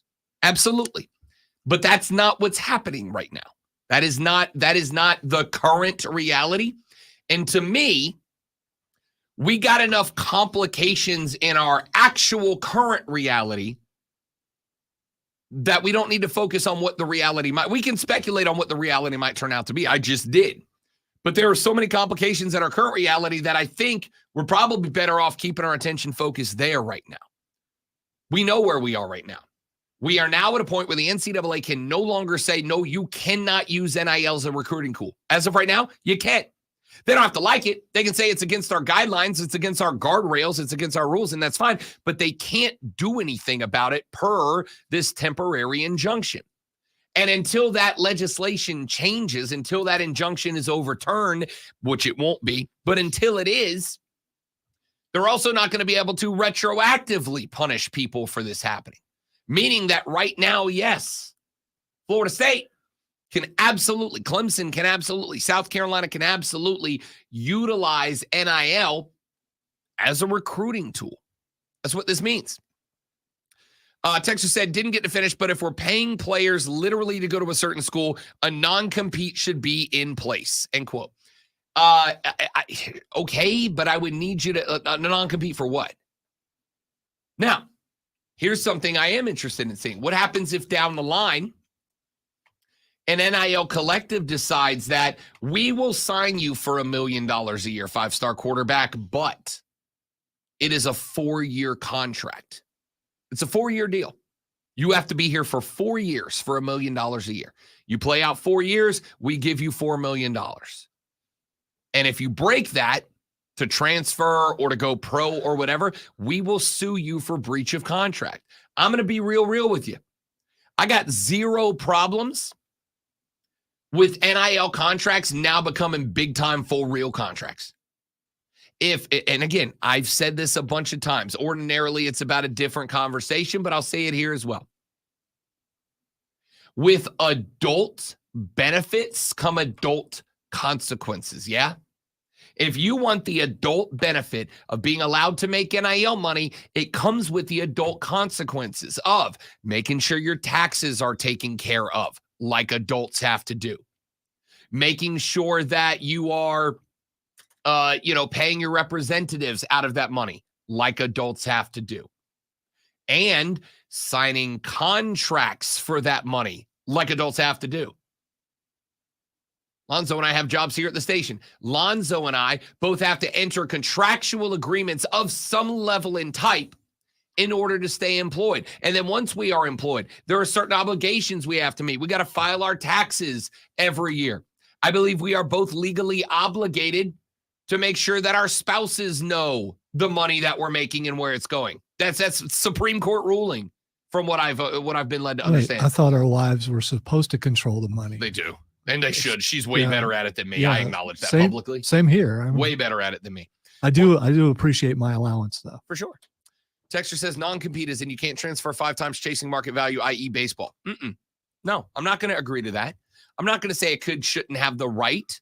Should he be offered more money to go somewhere else? To go somewhere else. Just like I wouldn't say that about anybody in this industry. I am never going to say, hey, if you sign a 2-year contract with a radio station and the next day somebody calls you and offers you $1 million, as long as you are not violating a contractual agreement somewhere and you are meeting your end of the termination of that contract that you agreed to, then chase the bag, baby. Chase the bag. I know Nick being Saban. I know Nick said, I think it's going to be hard for fans to connect if they're having to rebuild the team every year. Dude, okay? Then don't watch college football anymore. For the record, all of this could eventually long-term come to the detriment of college football, but I would also like to point out I've been told now for 2 going on 3 years at this point. 2 going on 3 years that the death of college football is coming. The death of college football is upon our doorstep. Ladies and gentlemen, it's not. The college football playoffs and the national championship game just set viewership records in the NIL era. A couple of years in, plenty of players have transferred chasing the bag, and yet, much like when Colin Kaepernick took a knee, a good percentage of y'all said, that's it. Too much change, I'm out. And yet, either A, the Nielsen ratings lied, or B, a lot of y'all said you weren't going to watch, and you did. And one of those is probably more likely than the other. Maybe. Oh, that tone at the end there. Oh, that was great. Look, I had to listen during the Kaepernick knee to call after call after call after call of, I don't like how that guy expressed his First Amendment right, therefore I'm out. And yet the numbers didn't go anywhere. So yes, there is a certain level of enjoyment in that. Except for you're talking about NFL and we were talking about college. I understand. I'm making the same argument. Okay. You're going to have a lot of people who are. So you're going from one pro sport to another. Sure. I mean, no, because they're not professionals or employees, but I get what you're saying. I got you. I got you. I know what you're saying. I'm ignoring it because I know you did. I did. I like the effort. I like the effort.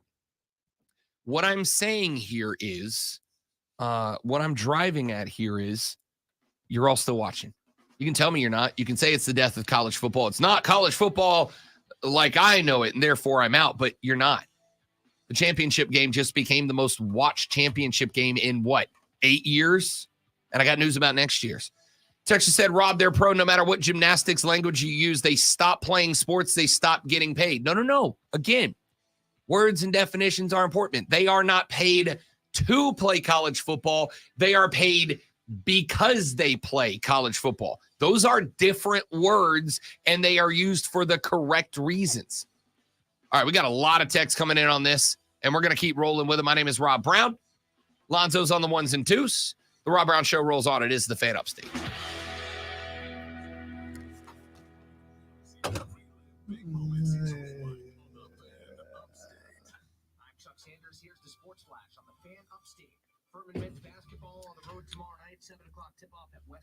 Got about a minute and a half.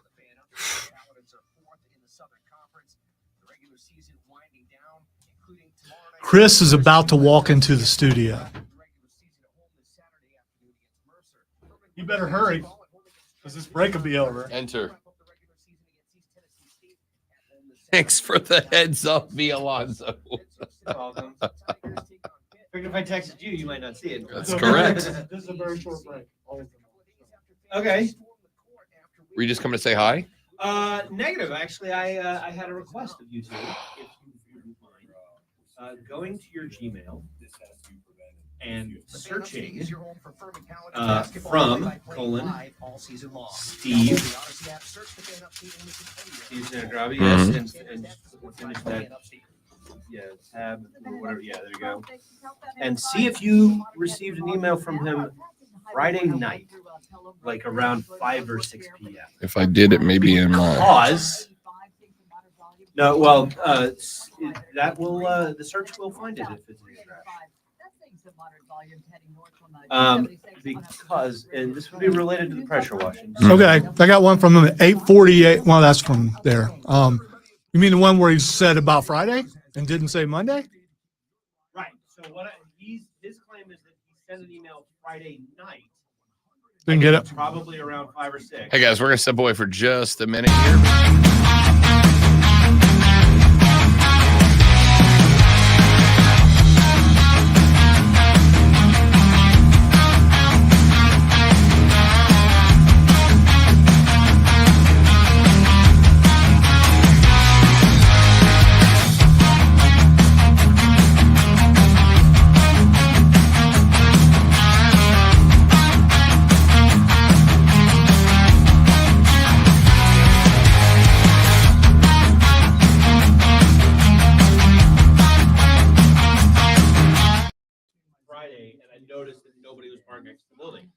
All right, ladies and gentlemen, the Rob Brown Show rolls on. It is the Fan Upstate, 844-326-3663. That's the number for the renewal by Anderson of the Carolinas fan phone. The text line 71307. Start your text with FAN, F-A-N. Texter said, Rob, this isn't pro sports.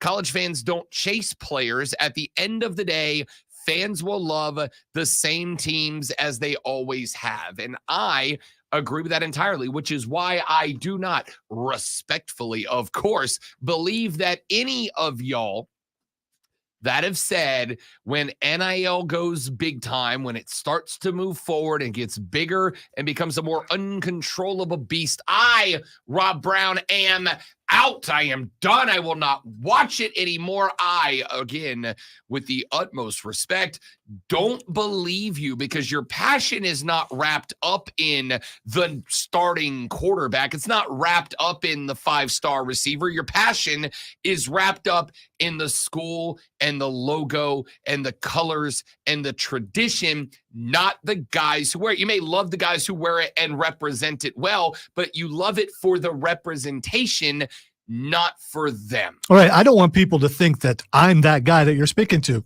because I'm adapting. It is what it is. And I love Ohio State. I'm not going to stop watching them because of NIL. I'm not going to.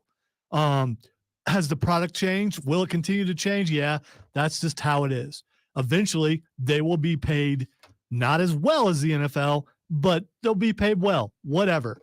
Either I go with it and still enjoy the product, or I move on and find a different sport during college football. And I'm not going to do that. So I don't want anyone to think that when he's speaking about this, that he's speaking to me, because he's not. I am not. So that we're clear.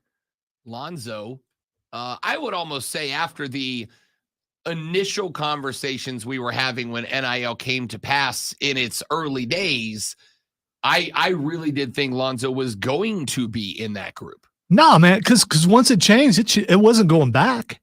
So then you have to decide, am I going to be stuck in the past and wish and go on the airwaves or talk to people on the internet? College football used to be this, and I wish it was that again. It's not going to be. It's not. And this is just the latest change. There'll be other changes down the road. If you don't like change, then find something like checkers. Checkers could never change. Checkers is always going to be checkers. King me, dog. I think this is why I haven't really gotten and don't feel any need to get all up in arms about this discussion, because we in the off season of college football, because there's no off season on the Rob Brown Show.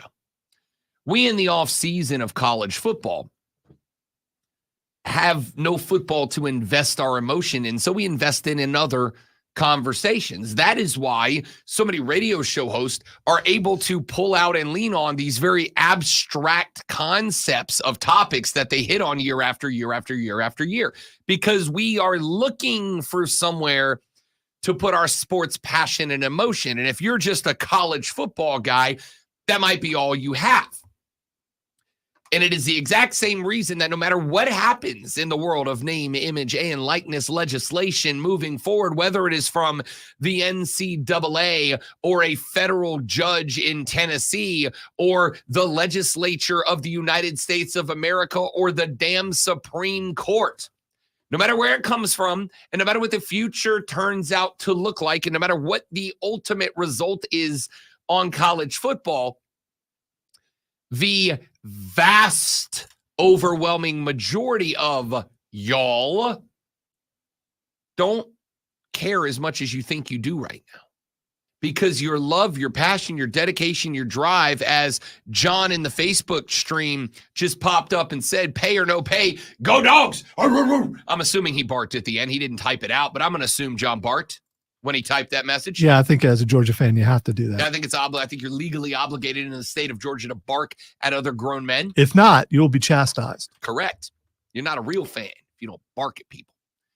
Point here is, there's a lot of talk about, if NIL this, and I don't like that, and it's not the best way at this, and that's all well and good, but I'm going to go ahead and guess that in a couple of 100 days, when week 1 shows up and Clemson squaring off with Georgia in the Georgia Dome, the Mercedes-Benz Dome, and in the ATL, I'm going to guess that a lot of y'all that have issues with NIL right now are going to be tuned in.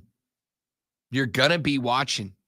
You're going to be there paying attention to that game. You're going to have bought tickets. You're going to have made sure that all your purple-clad buddies are over at the house. All your orange-wearing amigos are at the house, that the pigs in the blanket are fresh and the Swedish slow cooker meatballs are hot, and you're going to be all jazzed up for week 1 and the likelihood of Clemson knocking off the big, pardon the pun, Dogs right out of the gate, right? Because your passion is not in the players. Your passion's not in the guys that wear the tiger paw. Your passion's in the tiger paw. Your passion's not in the guys that wear the C. Your passion is the C. You support them, but you support them because they are carrying the tiger paw to glory, because they are carrying the block C into legend, because they are carrying your logo, the logo that represents you and your family and your school and your community. They are carrying that logo, and that is why you love them. Not the other way around. How many of you Point in case, when DJ Uiagalelei went up to Oregon State, how many of you went out and bought the black and orange Beeve logo? I'm going probably 0 of you, because you're not a DJ fan. You're a Clemson fan. Unless you're Big Dave, then you probably. Unless you're Big Dave. Yeah, you probably got a couple. How many of you, when TL16 got down to the Jayville, immediately went out and bought the teal jersey? I know a few of you I was did. going to say I was when the Jags were. There's places where there are a bunch Sure. of Jags fans, and those are all Clemson A fans. few of you did, but why? Was it because you love TL? No, it was because TL16 carried the Tiger Paw to glory. What is wrong with me right now? Let me start that whole thing over. It's my fault. It's catching. I will say that he was the best quarterback in the history of Clemson, so they're going to follow him a little while. We'll see if they're still Jags fans after last year. Boy, that was good. You bought the teal. You became a Jags fan because you appreciated what Trevor Lawrence did for the Paw. He got you trophies. He got you titles. He got you awards. He won you a natty. He got you to the promised land, and he played out his whole career with your school. So you appreciate that because you feel as if the Tiger Paw means as much to him as it does to you. The reason you get bummed out when players leave ain't because of the money. It's not because they're leaving to go get paid. You're mad, you're upset, you hurt. And I understand it. It's not bad. It just is what it is. You are mad because that logo on your chest, it means something to you.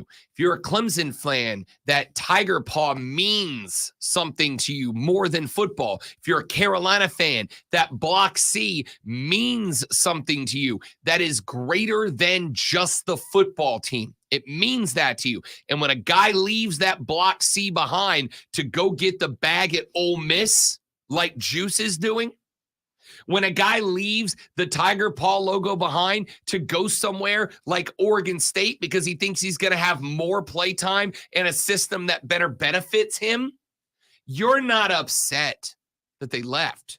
You're upset because they have proven to you that that logo doesn't mean to them what it means to you. And that stings a little bit because how much it means to you. And that's very understandable. But these guys, it's no different than it was 10 years ago. They're just allowed to leave now. That's it. You're not allowed to leave. You got to sit through the Sports Flash. 2 months ago, UConn began a winning streak that lasted 14 games. Since then, they've dropped only one. However, they have dropped 2 spots in the AP poll down to number 3. The top spot is now occupied by the Houston Cougars on a 5-game winning streak. Purdue is 2nd. Tennessee is 4th. North Carolina is 9th. Duke is 10th. Auburn 11th. Alabama 14th. And South Carolina is now at 18. North Carolina found themselves in a fight with Miami last night, and it was R.J. Davis that delivered the knockout punch. Davis threw down 4 straight three-pointers to open up a lead in the second half, making up 12 of his 42-point night. Davis was the only Tar Heel in double digits in the 75-71 win. Tune in tomorrow night at 6:30 as the Furman men's basketball team takes on Western Carolina right here on your home for Paladins football and basketball. That would be us right here on the Fan, upstate.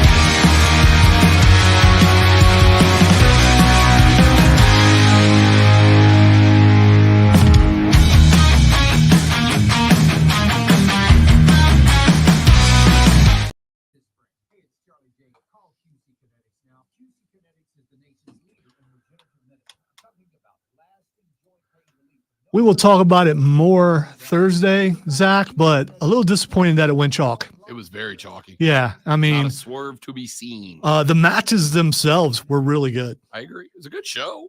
including the final match, which I don't think you've gotten to yet. I have not. Between- I just started the men's elimination chamber.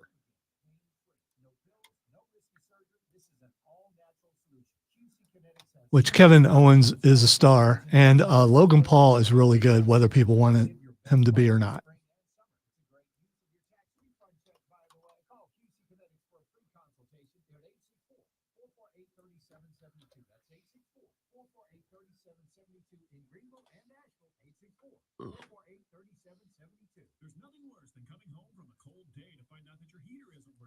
By the way, this break was normal size, which is why we're going to go like 2 or 3 minutes over. Which is fine because I actually got to go to the restroom, so I'm happy about that.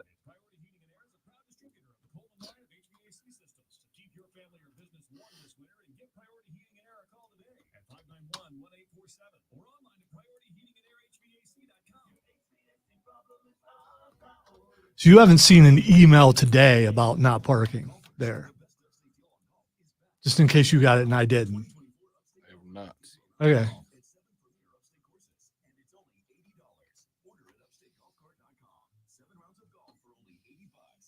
Not that I'm worried about getting in trouble. I will point out because I decided to still park there. I'm helping them find an email problem. And now that they've tracked it down, and you're welcome if they track it down. Because we're givers like that.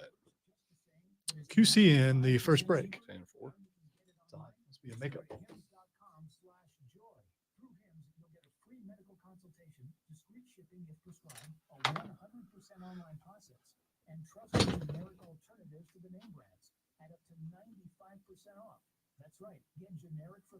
You're all a bunch of cowards. It's the same medication, still prescribed by a licensed medical provider, but with zero copay, no expensive appointments, and no awkward face-to-face conversations. Ain't like I could say, oh no, that's not my car. Exclusive address, Hims.com. I don't know whose car that is. That's Hims.com/joy for your free online visit. HIMS.com/JOY.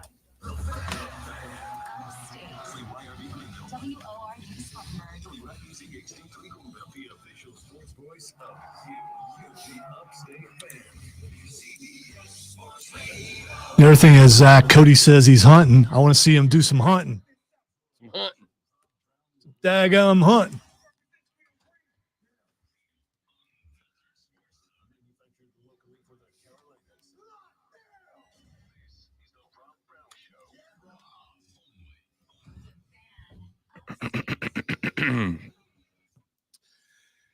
And away we go, ladies and gentlemen, into hour number 3 of the Rob Brown radio program right here on the Fan Upstate. How do you do, Upstate South Carolina? Hello, America. What's up, world? Great to be with you. I am Rob Brown on the other side of the metaphorical glass this AM, the guy in charge of the radio broadcast, the radio station as a whole.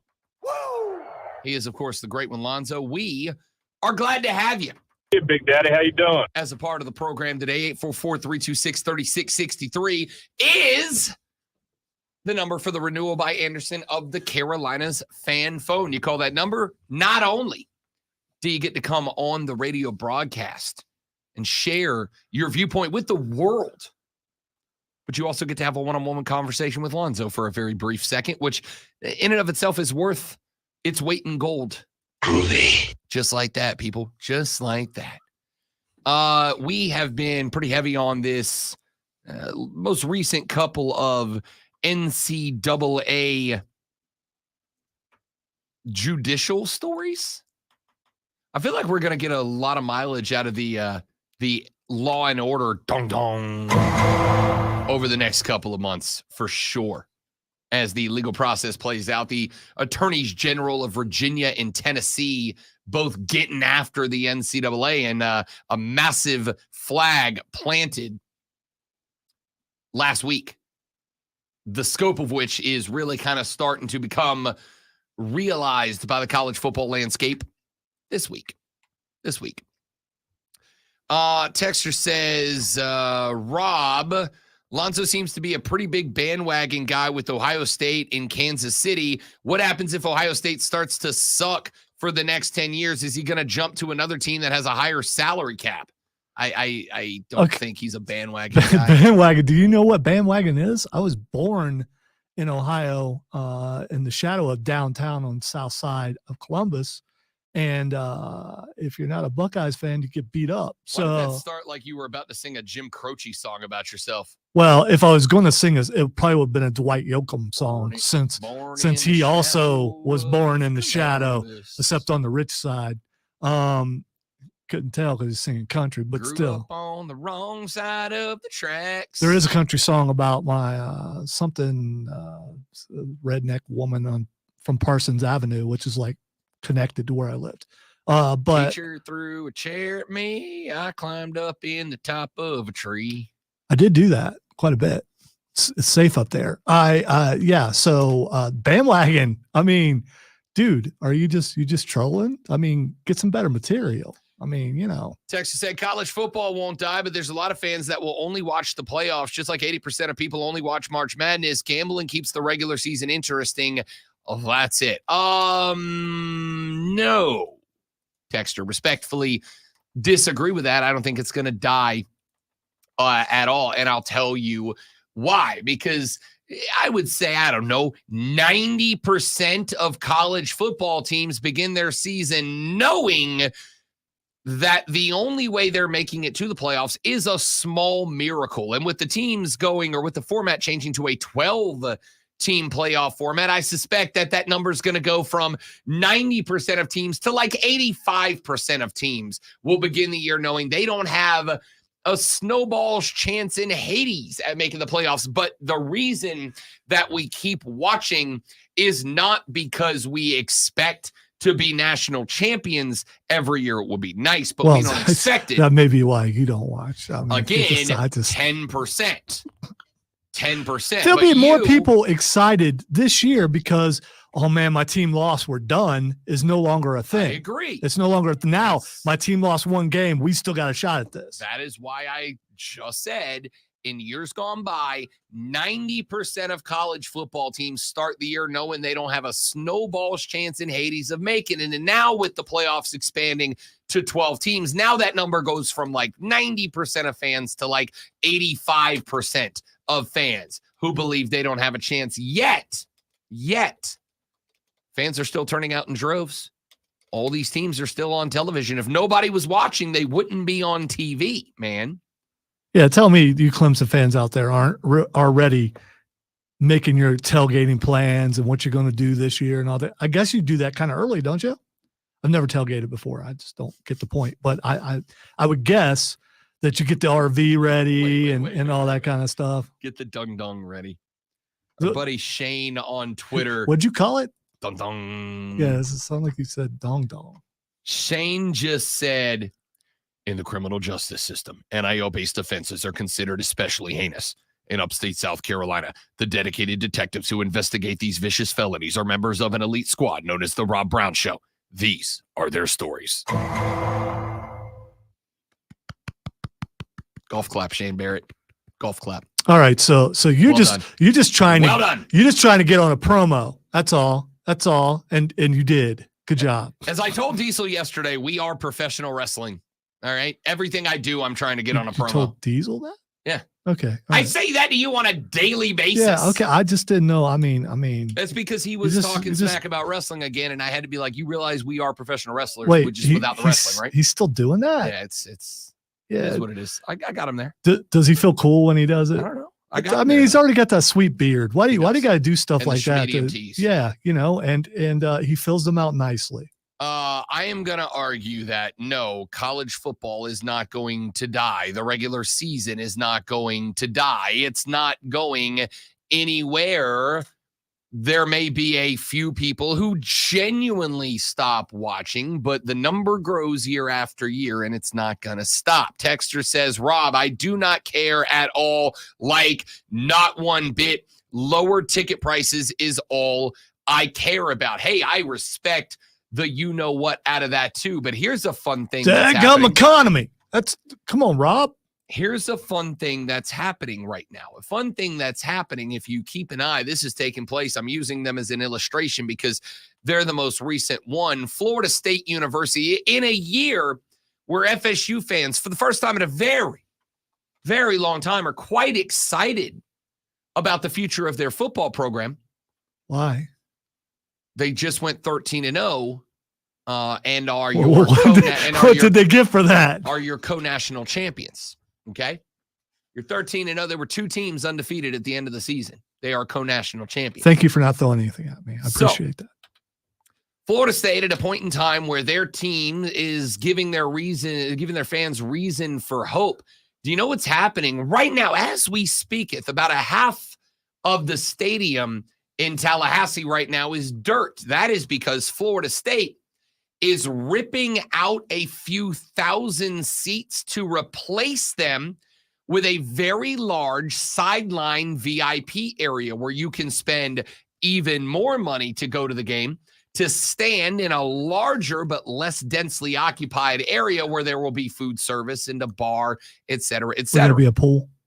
No, that's Jacksonville. I know, but Florida likes to do that. I want to watch. I still want to watch a game from a pool in a stadium. Shut up! I think it's awesome. All right. Would you leave your shirt on? Yeah, I'm totally sun shirt guy. Okay. I've reached the stage in my life where I'm sun shirt guy. Just And curious. it's not even because it's like, oh, let me hide up fat. I'm fat. I know it. I admit it. I don't care anymore. It's because I've hit the age in my life where I'm like, oh gosh, there's a lot of UV in the atmosphere today. Yeah, in my case, it's just a lot of body hair. So Florida State right now is quite literally decreasing the number of seats available. Post the pandemic, while television numbers are up post-pandemic, in-person attendance numbers for every school, with the exception of a few, attendance numbers are down across the college football landscape. There's a couple of reasons for that. The first is every single year it becomes cheaper and easier to install an incredible entertainment system in your home. Ladies and gentlemen, within the last 7 months, acquired a 75-inch HD 1080p, all the bells and whistles, smart TV for the Bro Cave. I not only don't leave that room anymore, but when I bought it, the fiance said, Rob, that's entirely too much television. What a ridiculous purchase you have made. And guess who's in my Bro Cave watching her Law and Order SVU on an almost daily basis now, because the entertainment system kicks massive entire amounts of and she knows it. That and that couch looks comfortable. Couch is super comfortable. Yeah. Also got the gaming chair. Undefeated is a good gaming chair. So when I bought a 75-inch television, and now that you can, if you are dedicated to the quest, can find ways to watch games that cut down on the BS around them, it takes a lot to ask me to go sit directly in the summer sun of August when temperatures across the Southeast are normally in the upper 90s with, by the way, $19 bottled waters to keep myself cool, when I can sit on my couch, which, by the way, not only do I have a very comfortable couch and a 75-inch television, but right to the right of my couch is a half-size refrigerator that is full of nothing but beer, which means I don't have to pay $17 for a Miller Lite. I just reach over, open the fridge, grab a cold brewski out, shut it back, and I'm good to go. Don't even have to get up out of my seat. And oh, by the way, I don't have to wait in line to pee in a trough. Okay? I'm in real good shape, man. It's kind of hard, unless you are a diehard, to justify. I got friends, and especially maybe now that I'm almost 40, it's just because my friends are aging out of the crazy college kid bracket, because most of my friends have kids now. Dragging them to games ain't really it like it was when we were 23 and sneaking Flask into the student section. Not that I did that. It's real hard to justify leaving the 75-inch with the cold beer literally arm's length away from where I'm seated to pay $100 to go to a game. But if I had $1 million, as the bare naked ladies once sang, if I had $1 million and I could pay $200 to go to a game, like I would pay $10 to go to a game now. And on top of that, that gets me into an elite section where I got standing room and I'm not crowded in and sitting on a hot aluminum seat in the direct summer sun, but I got shade and a waiter. Yeah, I'm much more likely to go to the games. And schools have figured this out. For the record, just so we're clear, once again, got to drive home the point. If the schools really cared, if it was really about anything more than making money, would they, A, add more regular people seats so that they could charge less per seat to make the same amount of money? Or B, would they add more very rich people seats where the high rollers can show up and throw around hundies like it's going out of style, because one they're doing and one they're not.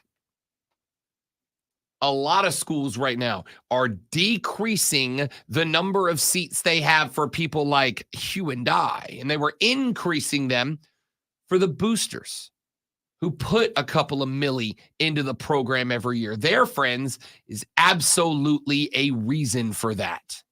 There's a reason for that, because those people put money into the program in exponentially larger amounts than you and I do as your run-o'-the-mill fan, which I am for sure. Texture said DJ didn't even know where DJ went until they got decent. Yes, exactly my point. Ain't none of y'all got mad that DJ went somewhere. You were just mad that he didn't commit to the C like you did. That's all I'm saying. Come on. There were a lot of people wanted him gone. Sure. And probably upset that he did fairly well. But there's also a lot of people. Why did he play that way when he was in Clemson? Had DJ went and said, you know what? I recognize that I'm not the starter anymore. I recognize that, unfortunately, my performance did not reach the level that we hoped that it would. And I understand they want to go ahead and make the move to Cade Klubnik. So I am going to respectfully accept my position on the depth chart as QB2 and will do everything in my power to help Cade Klubnik succeed. He would have been labeled a damn regional hero amongst the Clemson faithful, regardless of his performance as the quarterback. But that's not what happened. Instead, he said, fine, you want to demote me? I'm going to go find somewhere else to be QB1 in a system that works for me. You're not mad that he stayed. You're not mad that he left. You're not mad about anything other than the fact that the C and the Tiger Paw did not mean to him what it meant to you. That's what I firmly in my icy black heart believe, that the majority of the people upset about NIL and the transfer portal are not upset about NIL and the transfer portal. You're upset that it is now harder to maintain. A, that's what coaches are upset about. It's harder to maintain, A. And B, it is more frequently putting on display something that has always been true. The majority of the players don't love the logo like you love the logo. It's just that in a bygone era, they couldn't do a damn thing about it. Once they were in, once they made their decision, it didn't matter if they made it a day or a week or a season or 4 before they realized this ain't for me anymore. This is not where I want or need to be. It's not what's best for me. Sorry, third string left guard. You can't, even though there's a school right down the road that you will be the starter and get playing time. And maybe reach your maximum potential of being an NFL draft pick. Who the hell knows? You can't go find out because you signed a scholarship when you were 17 years old and you're obligated to that. Now they get to go, hey, dudes, I was here because I thought this school was best for me. Turns out it wasn't. It wasn't best for me. And now I'm going to go somewhere that it is. And you're just mad that you were learning that the Tiger Paw on the helmet does not mean to a lot of the football players what it means to you. And you think that it should, but it doesn't. And it never has, man. So what you're saying is they showed up for the job, didn't like the job, and went to another place of employment. Yes. If that is how you would like to phrase it as a perfect analogy, yes, I'm good with that. Okay. I'm good with that. Let's see. Texture says, I will watch college football on multiple TVs from noon to 11 every single Saturday, regardless who is playing. Correct. At once? I mean, because you got two. How do you train one eye on one on the, or do you just, I watch all the TV. Yeah. Again, I've only got my GED in knowing ball, and you're like got your doctorate by now. So dial in a play that's happening out of the periphery. You see this team's coming up to the line, so I'm going there next. When I look up there over here, I got the kickoff. So when this play's over, I'm going over there. It's a talent, man. Why doesn't some of us just have God-given birthright talent? Why did you sound like Vince McMahon when you said that's probably not a good thing? My God. Why doesn't college football have the red zone like the NFL does? I mean, 100% broadcasting rights, because the NFL can put all their teams under one banner, but the Big Ten's on Fox and the SEC's on ESPN. All right, that makes sense. The MAC's over here and the whack, wiggity whack is over there. So you just can't. You just can't. Now, I would absolutely one day believe that at some point down the line, the team like ESPN and Fox with the big boys, there's going to come a day where they're going to quad box super conferences. Then they'll be able to do that because all the teams will be either in one conference or the other, either Big Ten or SEC. Okay, that's something to look forward to. Yep, that's it. That's 100% it. Texture says FCS does it right. Regular season is still awesome. I mean, correct. I agree because they have a expanded playoff. Guess what we get next year? It's expanded playoff. Yeah, I cannot wait. I'm really getting excited about that. Texture says, disagree. I live for the environment. I live for the fans, the cheers, the sweaty fat next to me. Its vibes are better than drugs. All right, so text back and tell us, do you get your RV? When do you start getting it ready for I legitimately want to know, do you plan those things or do you just decide the night before we're taking this? Because I got to believe there's a month or two prep. You know, you get your position, you paid for this is where I'm going to be every weekend that they're home, and maybe sometimes we'll just go up there when they're not home and just watch the game on TV. Yeah. Let me make this to me, I think I can make this very clear. Going to college football games is an experience and a wonderful one, but I would also say that, you know, especially when your team's mid, it's kind of hard to get excited when it's 102 with 1,000% humidity. It's also hard when you have a really old stadium and there's a lot of orange everywhere, 100%. And it's hard to get around. It's you gotta walk 5 miles from the parking space. The haters. They like to drink their haterade and eat their hater tots. I'm just speaking some truths. That's all. The haters. Not a hater. Not a hater. A little bit of a hater. If you had to do it, no, because you'd be in the press box, so you wouldn't have to do that.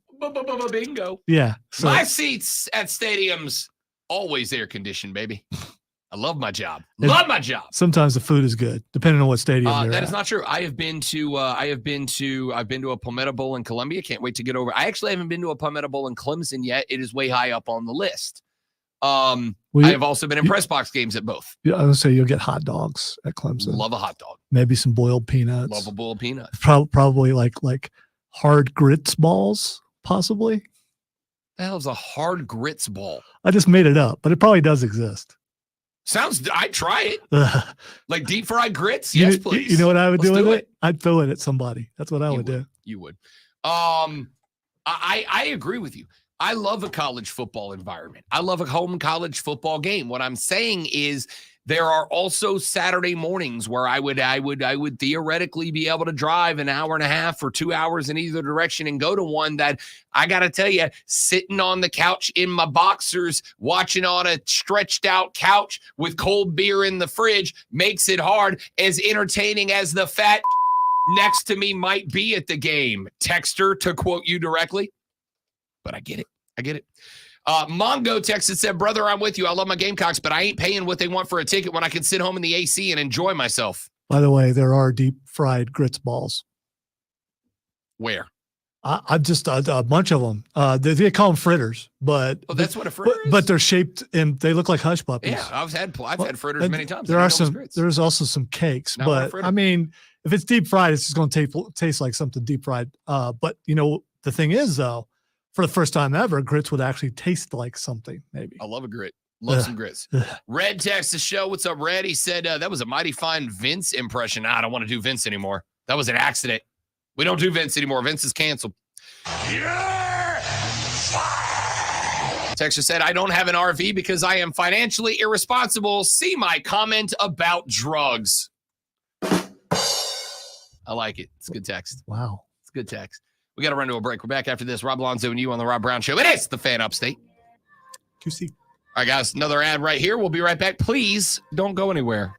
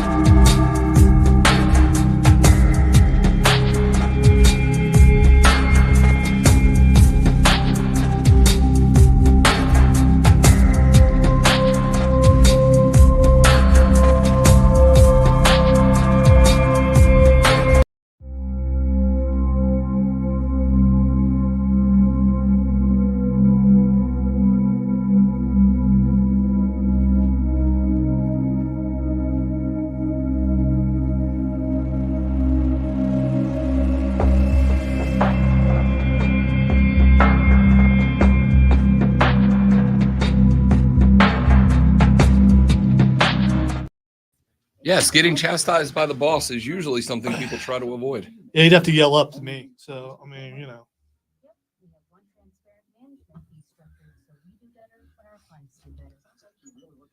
I owe him for making me sit next to him during the Star Wars.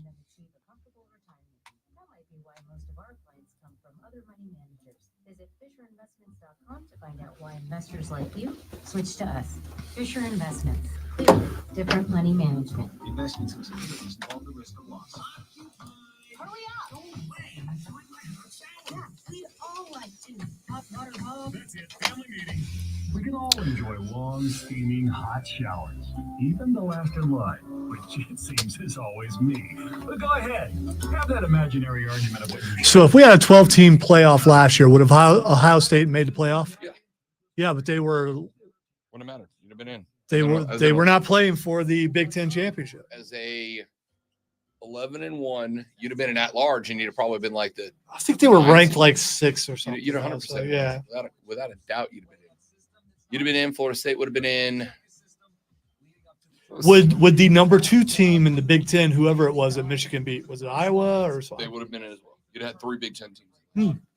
You'd had 3 Big Ten. You'd have had 2 or 3 SEC, probably 3. Both of those teams would have had 1 champ and 2 at large. There's 6. FSU would have been 7. I'll have to go look. Smith and James in the next break. Clemson would not have been it. No, not with 4 losses. Michigan, Oregon would have been in. That's 8.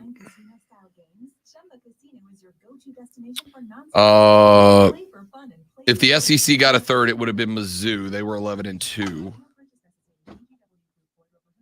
Oh, sorry, 11-1 before the bowl game. Or Ole Miss, maybe both, honestly. Everybody else was 10 or more. So it would have been Michigan, Washington, Texas, Alabama, and then I forgot what's your highest rated conference champ outside of that. I'll have to go back and look.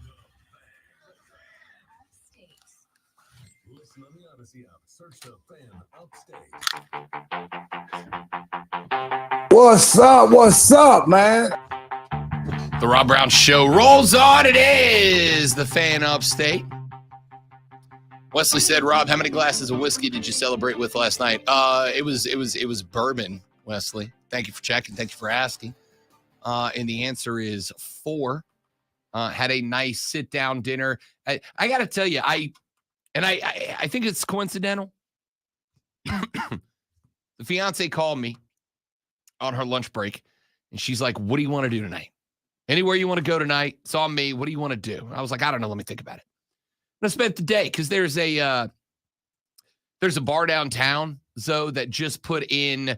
They're called sports simulators. They're like a golf simulator, but you can kick soccer penalty kicks. You can shoot pucks into a virtual hockey net with a goalie blocking it. You can play golf courses. It's like a sport. So you can play any sport you want on the simulator. And I was like, maybe I'll go there. And then I thought there's one place in particular that I very much enjoy. Their smoked chicken wings. Maybe we'll go get some chicken wings for dinner. I had all these thoughts all day. And then she got home at 5:30. And I will tell you straight up, old Robbie B did not catch a siesta yesterday after we got off of work. I just had too much to do. And by the time I looked down and was like, it's nap time, it was like 4:45. She gets home about 4:15. I'm like, not enough time. 15-minute nap doesn't do anything for me. So I stayed up and I was like, all right, where are we going? Where are we going? She got home and she said, what do you want to do? And I said, I think I'm good to like sit right here and open up the expensive bottle of bourbon and do nothing at all. And that's what we did. And it was immaculate. I'm sure you ate some too, though. We did. We had a nice stay-at-home dinner. She cooked me a nice little dinner. We watched a couple of episodes of Law and Order SVU because that's our jam right now. And then we went and I watched some NBA basketball, and that was pretty much the evening. That's 1 year before 40 birthday celebration. And that's what. And I told her, I was like, "Hey, I'm a FYI you. Next year, Rager. Next year, Rager." I really thought I was going to Rager last night, and I'm not. In fact, not only am I not, but the wanted to spend the birthday with the fiance last night. Tonight, myself and like 4 or 5 of the fellas are going out. Big night for the boys tonight. Like one does. We're gonna go sit in chairs and smoke a cigar tonight. That's the big celebration. And again, I can't say it's because I have entered the final year of my 30s. What's the conversation like at that sort of thing? A little bit of anything and everything, man. Solving the world's problems one at a time over cigars and bourbon. That's what we do. Take that cigar, dip just the end of it in the bourbon so you get a little bourbon onto that smoke, and then you figure out. What I'll probably do tonight is solve the Israel-Palestine conflict. That's probably what I'll do over cigars tonight. That's kind of how it goes. All right, we got some more stories we need to get to on the radio program. We talked enough college. By the way, that football, right? probably is how the world's problems, when they do get solved, Yeah. get solved by 100%. something like that. Probably. 100%. You gotta give the people a chance, man. Gotta give the people a chance. I wanted to let's see, which one I got all these. Oh, here's one I wanted to get to. Let me talking about coaches moving on. You will, of course, inevitably remember that about a week and a half ago, Sean Elliott, who was the head coach at not South Carolina, was the head coach at Georgia State University, decided to leave the position in order to move on to become a assistant coach at South Carolina. Gamecock fans got very hype about it, and why wouldn't you? As a texter called him the other day, Sean Elliott is back, baby. It left Georgia State in a difficult position because they lost their head coach days before spring practice was set to begin. By that point, you're supposed to have your whole coaching roster filled out, ready to rock and roll, ready to get the new kids in the loop, start teaching them the system, and get your team ready to go. And the squad... Why didn't he enter the portal earlier? I mean, that would have been, better for some reason, all you college football fans don't particularly care when a coach hits the transfer portal. We only don't like it when players do it. Wag of the finger at you players for doing what coaches have been allowed to do forever and always, which is go where you want to go. In fact, it's still worse on the players because they can transfer, but there's only like 2 little windows that they can do it. Coaches can pretty much get up and go whenever the hell they want to go. But for the sake of my blood pressure, I don't feel sorry for you, $1 million quarterback in college. I don't feel sorry for you at all. there's like 3 of those tops. Oh, come on, there's more than that. Show me the numbers, dog. Show me the numbers. I'll be over here researching. Have at. So, Georgia State was on the hunt for a new head coach. And yesterday, it was announced they had found him. Georgia assistant coach Dell McGee is on his way to be the Panthers' new guy in charge. The 50-year-old was the Bulldogs' run game coordinator and running backs coach last year. Deep ties in the state. He was a high school coach for years in Georgia. He joins the Panthers after spending the past 8 seasons as an assistant at Georgia, primarily working with the running backs while helping the team to the college football playoff titles of 2021 and 2022. Played college football at Auburn. Had a brief NFL career as a defensive back with the Arizona Cardinals back in 1998. McGee also previously coached at Georgia Southern, where he was an assistant and was the interim head coach for a win in the GoDaddy Bowl back in the 2015 season. McGee, of course, replaces Sean Elliott. I don't necessarily care. I don't think neither do you, primarily about Dell McGee making the move over. It's a deeper conversation to me to be held here. Last week, I saw article after article after blog post after blog post after blog post after podcast of people saying NIL and portal needs to go because they're going to make it impossible for group of 5 and lower level football to survive. In fact, FCS football will die if this is allowed to continue. How in the world can you expect them to even find football head coaches if coaches in FCS jobs would rather be assistants at the FBS level because of all of this? And I said last week what I'm going to say to you again now. The ranks of aspiring coaches are full. I played with, and I did this last night because I was curious. I played football just my senior year of high school with 7 guys who are currently on coaching staffs of FCS schools or higher. 7 guys. 4 of them offensive linemen, 2 running backs, and 1 wide receiver coach. 7 guys I played with are now coaching football at the FCS level or higher. That's from one graduating class. A graduating class, by the way, that graduated in this May 21 years ago. There are still 7 guys from that class that are in the coaching ranks. And all of them, I assume, though I haven't spoken to most of them in many, many years, would love an opportunity to be a head coach in an FCS school. The reality is this: the coaching ranks are filled with hungry young dudes who are willing to do what it takes. This is why I have said the complaints are coming primarily from guys that are already head coaches. Why? Because the job was X for a very long time, and you could make a lot of money doing it. Hell, there are coaches right now who are getting paid more than active coaches to be not coaches. Willie Taggart got a check from Florida State last December from Florida State. He hasn't been the head coach of Florida State in a lot of years. Hey, good for him. And was still getting fat stacks from the Noles to stay there. Or I guess I should say to not stay there. The point is, he might still be living there somewhere. No, he is head coach at FAU.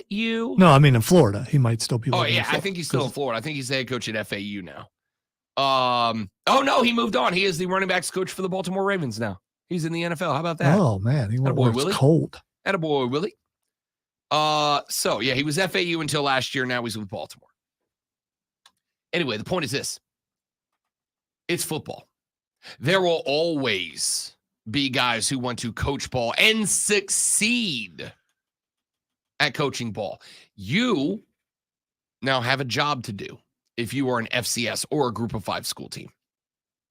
You can still find that guy. You can still succeed. You just got to go find that guy that's hungry. Here's a cat in Del McGee. He's 50, which on one hand, I'm going to say he's 50. On the other hand, I'm going to say he's only 50. Nick Saban was 70 years old. This guy could coach for 2 more decades and not be as old as Nick Saban when Nick Saban was still on top of the game and walked away from it. 50 years old, and not only was he 50 years old, but he was in a rather prestigious position. He was the run game coordinator, one step away from being the OC at the University of Georgia. You may have heard of the University of Georgia. Shut up, Keegan. Nobody asked you. You may have heard of the University of Georgia, as they are very good. Keegan felt the need to point out that the 50-year-old is only 11 years older than me. Nobody asked. You know what? Thank you for doing the math, Keegan. I was going to say, Georgia, didn't they win a national championship like a decade ago or something? They did. Actually, it was a decade in radio years. It was actually a year and a month ago, and also 2 years and a month ago, if you're really keeping track. Oh, yeah, they're done, right?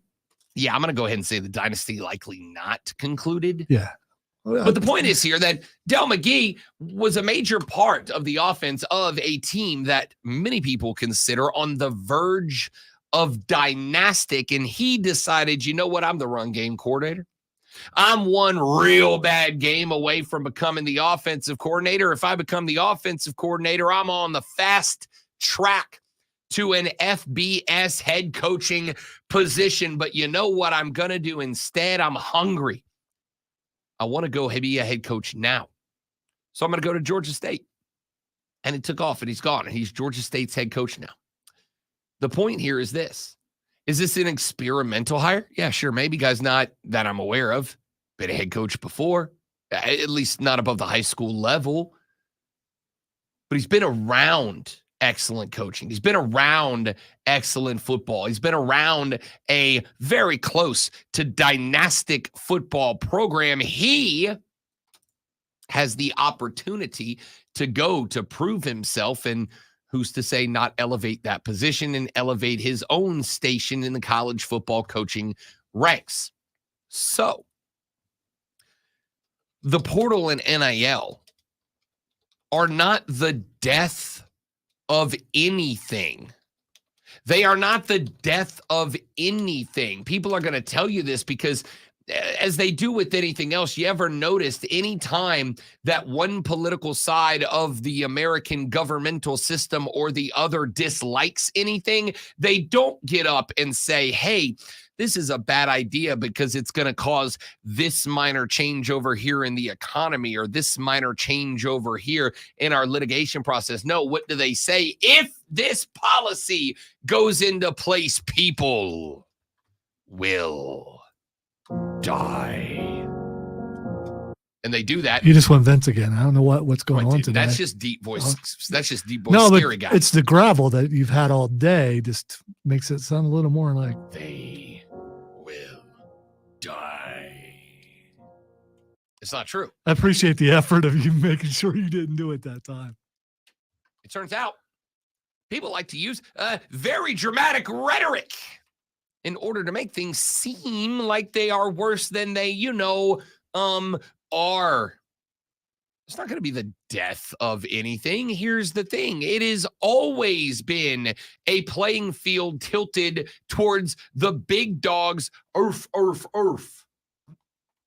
Always. By the way, I don't know if you saw it earlier, but our boy John, the Georgia dog, actually typed out, go dogs, bark, bark, bark, bark. Yeah, I saw it, but I heard awesome. I heard barking in my head. Yeah, that's what I heard.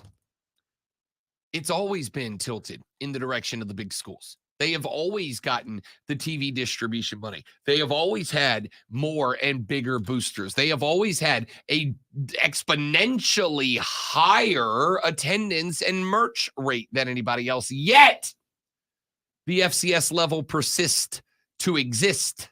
It's not going anywhere because it's still an excellent opportunity. It's still an excellent opportunity for players and coaches. It's needed in the land of college football. It may not be as supported as we like. It may not be as well funded as we would like, but it is a necessary component of the college football landscape. And because it is, while it might be more difficult, it's not going to die. This is a dude at 50 years old, which ain't young, but it ain't old, who is looking and said, I am going to leave arguably the most successful college football franchise of the past 3 years, and I'm going to take a job here. Why? Because it is my jump. It is my leap of faith. It is my spot where I can go prove myself as an HC to then move on to bigger and better. Yeah, they lost Sean Elliott. Sean Elliott, I don't know, lost the fire to be a head coach or didn't want to put it, and that's fine. But there are guys that will. There are guys that will say, I will navigate the landscape to find success. And Dell McGee is that guy for Georgia State. We're back after this on the Rob Brown Show in the Fan Upstate. Smith.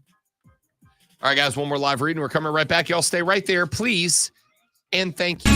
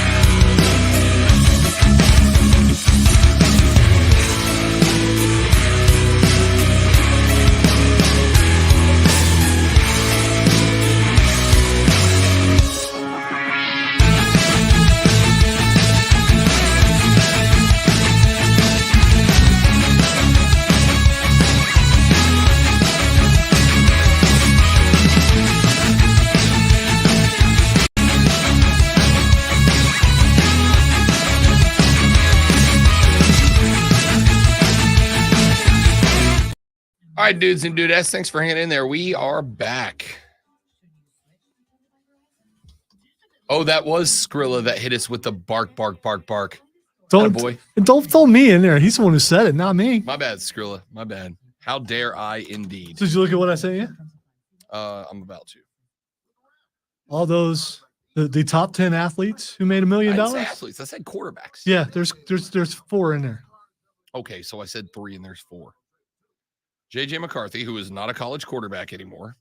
Right, this is from last year. Bo Nix. Spencer Rattler. Spencer made over $1 million. Attaboy. Angel Reese. Travis Hunter, not a quarterback. Caleb Williams is quarterback. Arch Manning's getting almost $3 million, and he's not even. Good on him, bro. Livy. I mean, I don't expect you to say that I was right, but I was right. So you got 5, most of which you are not in college football anymore. Right. They were last year. You can only go on last year's numbers. Ronnie James is making $6 million.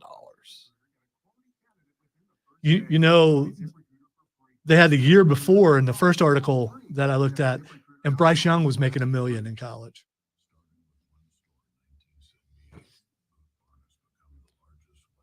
JJ McCarthy was making $1 million and left the league or left college ball. I would also point out that none of the quarterbacks on this list that had the opportunity to stay, with the exception of Arch, actually Arch is transferring too, all of them are either going to the league or transferring schools. None of these guys are sticking around. Just imagine if they had to stay there, if they had to sign that contract you're talking about, someone was talking about earlier, in order to get their money. We should be able to.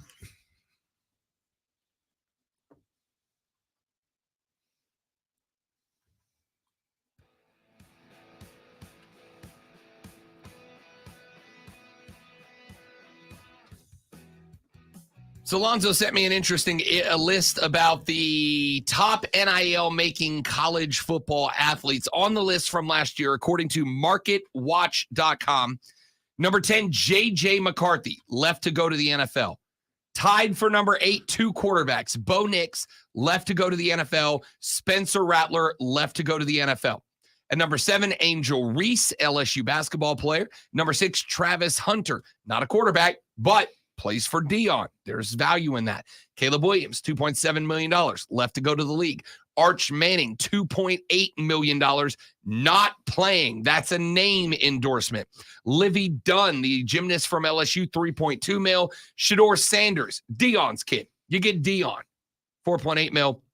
And number 1 making $6 million, Bronny James, LeBron's kid. The top 2 got it because of their daddies. Let's call it what it is. All right, so I'm not going to do the NEPA thing. I just will say those are all wonderful student athletes, not employees. For sure. Congratulations on them for making endorsement deals as amateur athletes. Let's get a phone call in here before the break. Chris has been kind enough to hang on the line. He joins the Rob Brown Show. Chris, welcome in, big dog. Good to have you. How interesting you run through that list of the different NIL numbers there, and you talk about potential nepotism. How about we look at the coaching ranks and salaries and see how much of that is linked to nepotism as well? Oh, that's neither here nor there, fellas. So what I wanted to call about in regards to the NIL and the whining that we're hearing from media and from coaches, it boils down to a very simple fact. We are asking coaches to do more for their dollar. For the exorbitant salaries that the coaches are getting, they're being asked to do more. What is the more that they're being asked to do? To gasp, actually care about the talent and recruit the talent throughout the year, not just the one time it takes to get them to sign on the dotted line. Hold on a second. I have to pick myself up from my fainting couch. What is that similar to? I don't know. The real world. People want to talk about, well, you can't just quit whenever something gets hard. Yeah, absolutely. Yes, I can. In fact, if on LinkedIn, they released a study not too long ago. It was in conjunction with Glassdoor, a thing that looks at job titles and salaries, things like that. Over the last 6 years, people who stayed at the same job over that 6-year period made 26% less at this point than people who change jobs every 18 months. Yeah. Changing jobs, changing locations, changing situations creates better financial situations for you. Coaches have known that for a long time. Now the players are getting an opportunity to do it. And the people who have the most problem with it are the people who, and forgive me, I'm not saying that you guys are in this role, but what happens is it's a labor versus management thing. Labor gets more rights, management doesn't like it. So many people gnashing their teeth about it think that in the real world, they're on the side of management. My brothers in Christ, you are labor. You don't realize this. You keep siding with management in these conversations, but just because you're assistant manager at Strickland Propane, you are not management, homie. You are labor. You are a cog in the machine that makes it go. You are not the owner of the machine. And why so many people refuse to realize that when it comes to 18 to 22-year-old bodies just blows my mind. Chris, bravo. Bravo. Nailed it. 100%, 5 of 5, 10 stars, would recommend, Yelp positive review. Nailed it. I have nothing to add. Lonzo might. We'll find out after this sports flash. Wow. I don't care if it counts. After 24 years here, how much money did I leave on the table? And I am management because executive's in my title. So take that, Chris. Clemson defensive tackle DeMonte Capehart has been reinstated with the football team after weapon and traffic charges against him were dropped. Capehart was charged earlier this month with unlawful possession of firearms and careless operation of a vehicle, but both were dropped after completion of a pretrial intervention program. Clemson begins spring workouts tomorrow. 2 months ago, UConn began a winning streak that lasted 14 games. Since then, they've dropped only one. However, they have dropped 2 spots in the AP poll down to number 3. The top spot is now occupied by the Houston Cougars. Tune in tomorrow night at 6:30 as the Furman men's basketball team takes on Western Carolina right here on your home for Paladins football and basketball. That would be us, the Fan, upstate.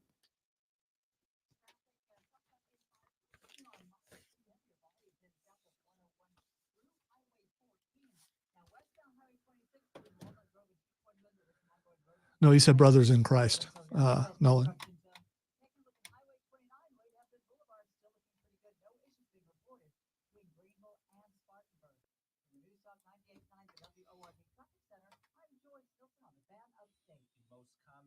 Again, I want to point out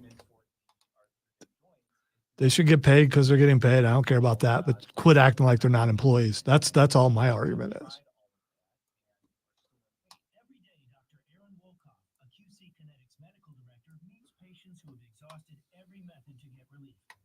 Surgery is their only option. They want to stay away from that path and come to us almost as the last hope. So we're using our own body's properties to help manage pain, to help slow arthritis down, keep the patients active with no downtime, and getting back to what they enjoy doing.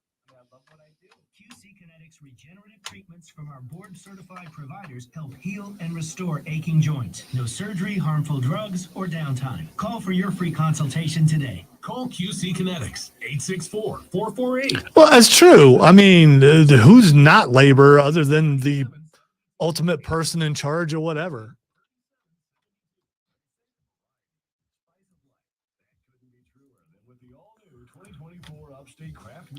All I hear is a bunch of daggum wordsmiths.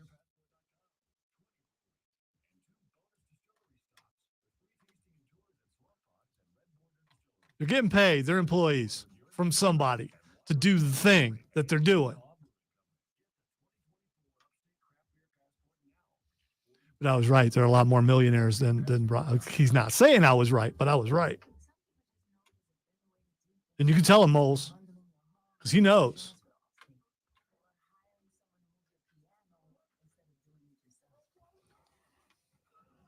Not like I need to give you permission to tell him because you're going to anyway. So he was wrong. I was right. Tell him he was wrong. I was right. And I proved I was right with sources, which are always right.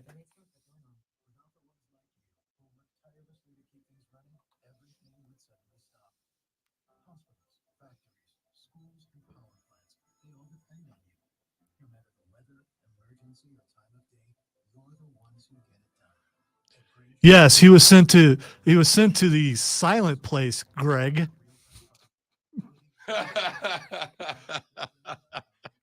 That's where you go when you're wrong, and then you're allowed to enter when you admit that you were wrong.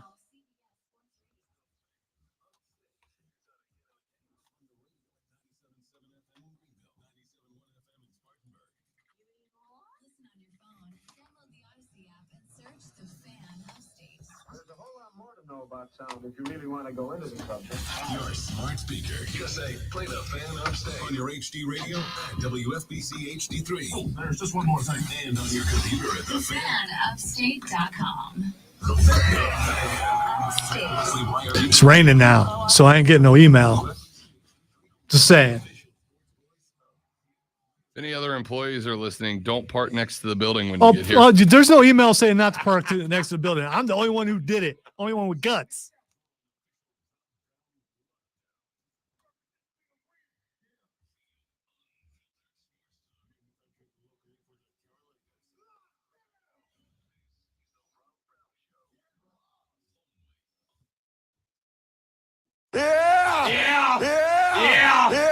Hour number 4, the final hour of the Rob Brown Show is underway. Ladies and gentlemen, welcome back. It is the Fan Upstate. I am Rob Brown, the great one, Lonzo, on the ones and the twos.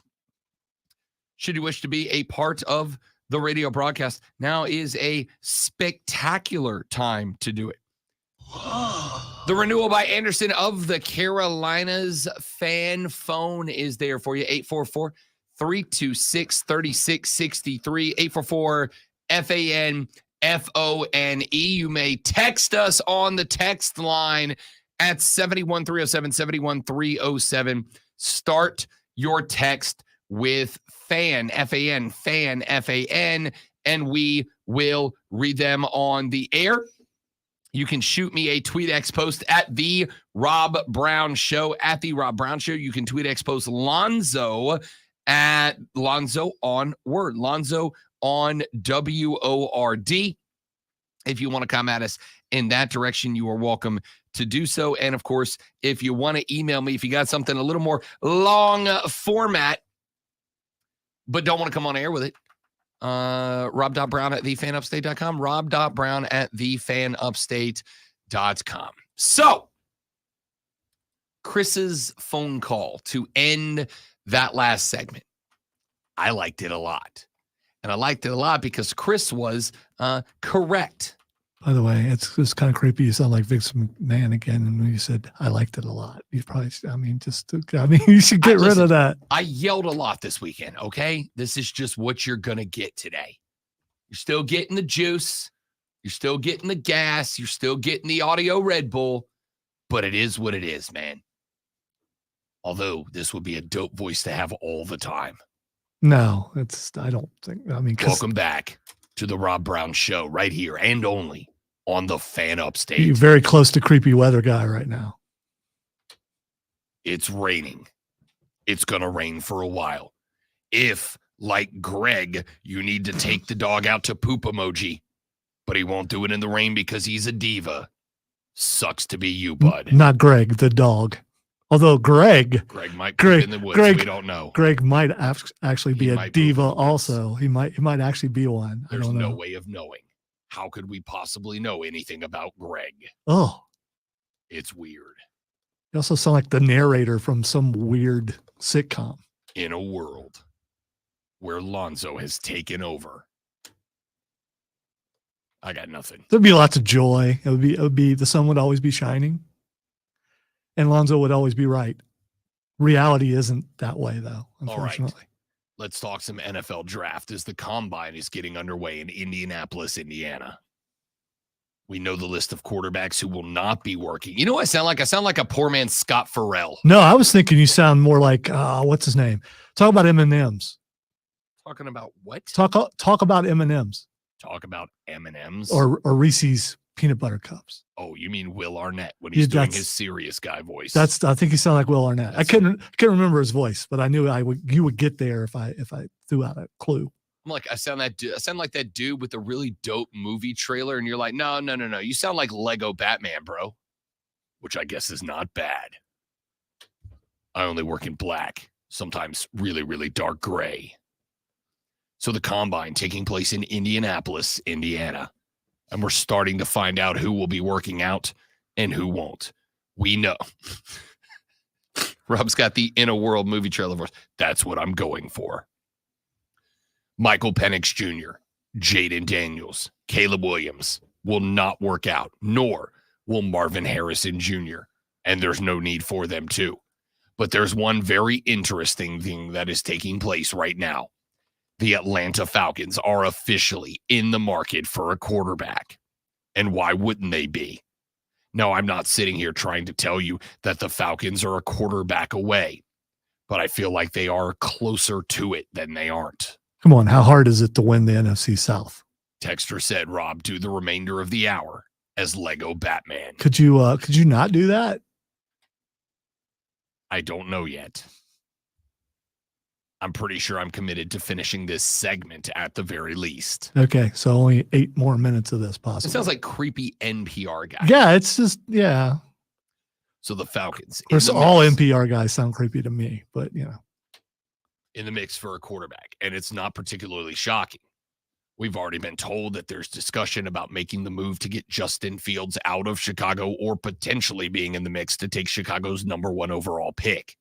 I'm not sure which direction. I can't do it. I really want to. It's effort, though, dude. Texas said, I'm a delivery driver. Yo, the Armada represent. Sorry, the Armada represent. I went in to do a delivery, came back out, and Rob is still talking in the Lego bat. I really thought I stumbled upon it's a cool voice, and I get hit with 9 Lego Batman texts back to back. Come on, dude. You did that delivery fast because it's raining. It's not like you were out of the vehicle that long. The rain is falling. All right, so Atlanta apparently in the mix for a quarterback. 0% shocking. 0% shocking. Wesley said Cam would be a good option for the Atlanta. He'd fight hard. He didn't really fight, though. He just shoved. Mainly because I'm pretty sure if he threw a punch at one of those teenagers that jumped him, he would vaporize them. They weren't teenagers, though, were they? Yeah, I think they were like older teens. They were like 17, from what I understand. Older teens, like 27.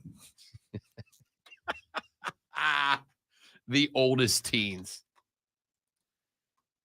Anyway, Atlanta in the mix for a quarterback. I still think they're going to end up with Justin Fields. I do. I think Chicago wants a new quarterback. I think Chicago has the same opinion of Justin Fields that I do, which is he good enough to win in the NFL? Yeah, I think he's good enough to win in the NFL.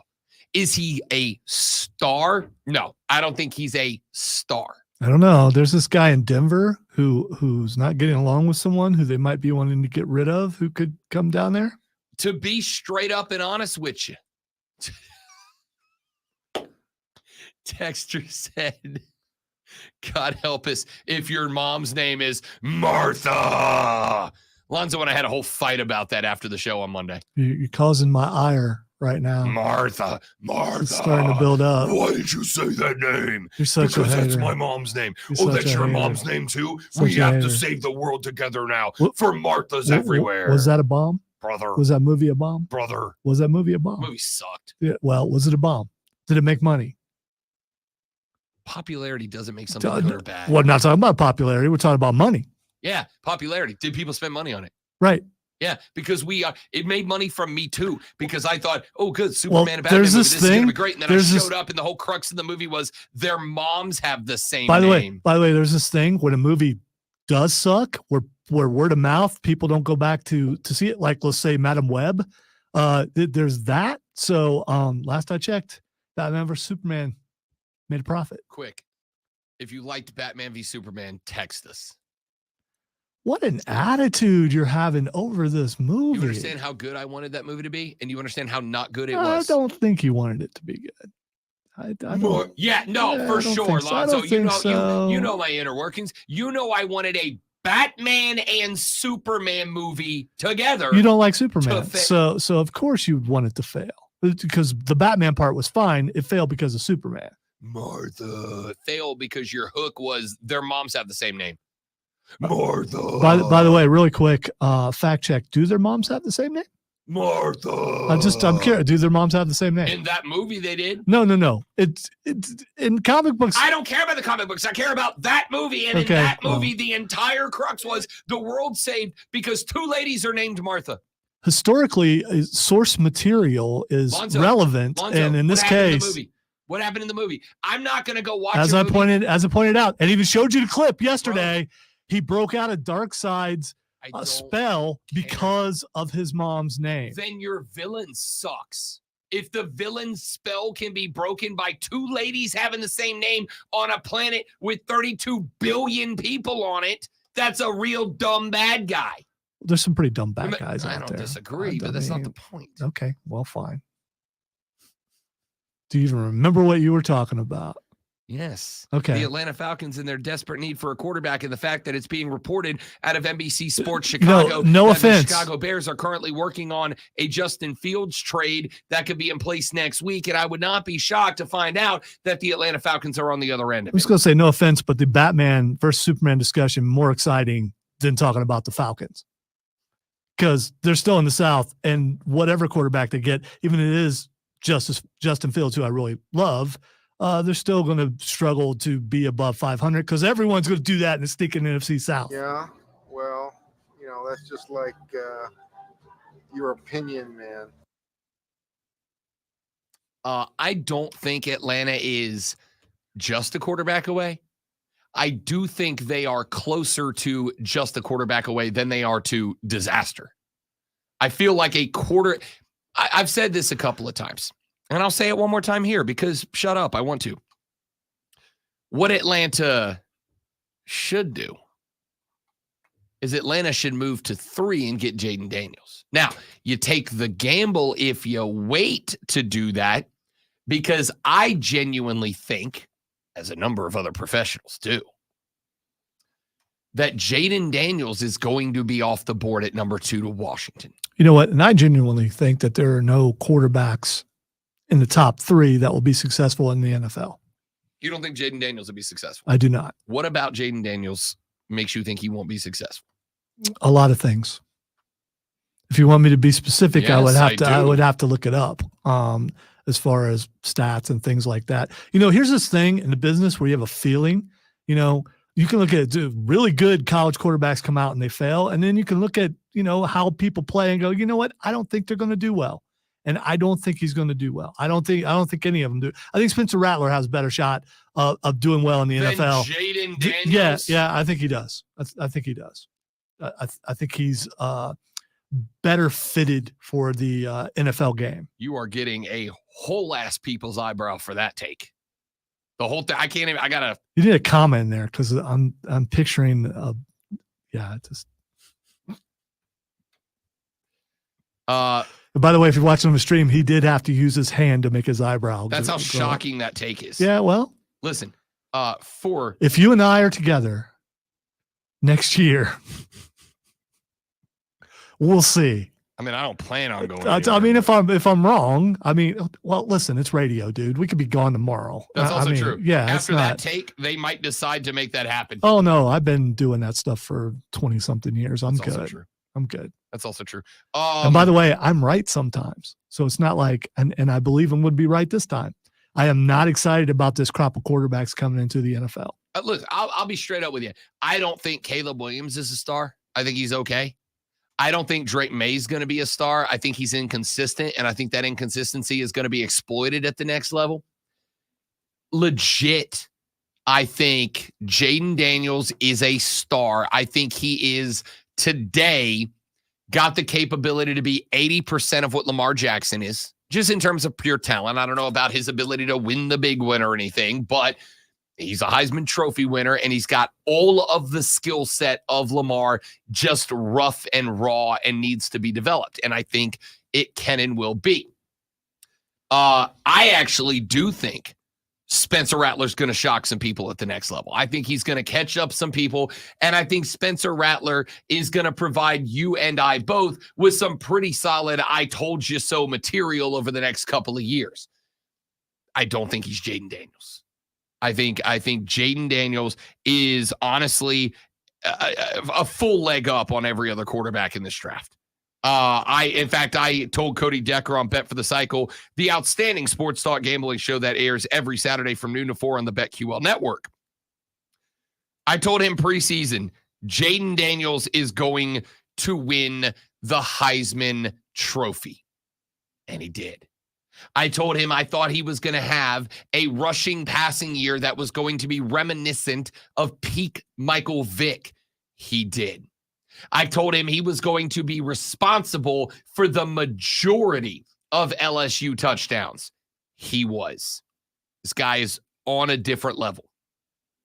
And I do think, unlike Caleb Williams, unlike Drake May, I think his talent translates more immediately to the National Football League than anybody else. And as much as I hate to say this, because I know for a dad-burned fact, it is going to be used against me in a court of dun-dun on this show down the line. Jaden Daniels played a much more significant quantity and quality of talent than any of the other guys did. In fact, the only guy who played a talent level that was close to what Jaden Daniels played out of the Southeastern Conference was Michael Penix Jr. My top 3 quarterbacks in this draft are, in order, number 1, Jaden Daniels, number 2, Michael Penix Jr., number 3, Spencer Rattler. In order. That's 1, 2, 3. I don't see Caleb Williams being a star. I don't see Drake May. You know what I think Drake May could be? I think Drake May can be Joe Flacco Volume 2.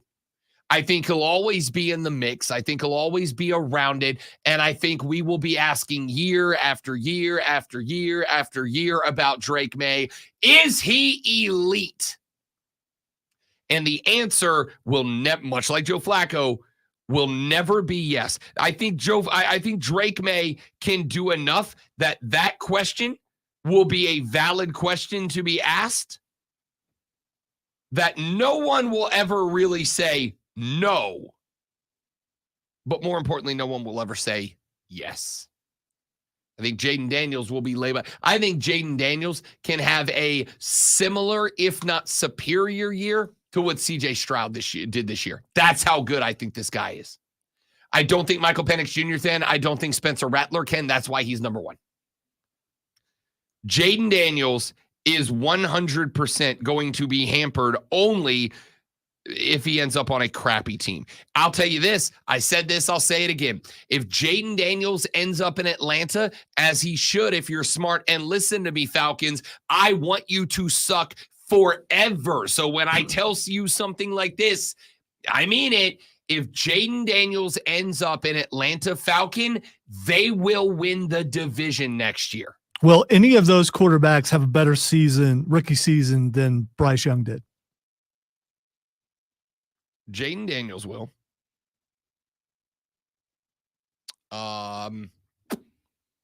Whoever goes to Chicago will. There's more talent to work with. Whoever goes to Washington legit might be a maybe.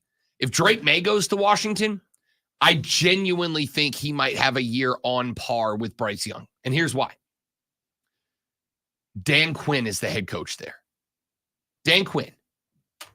I need somebody that is a Washington Commanders fan to explain to me why in the blue hell they thought Dan Quinn is the guy to rescue us from this mediocrity hellscape.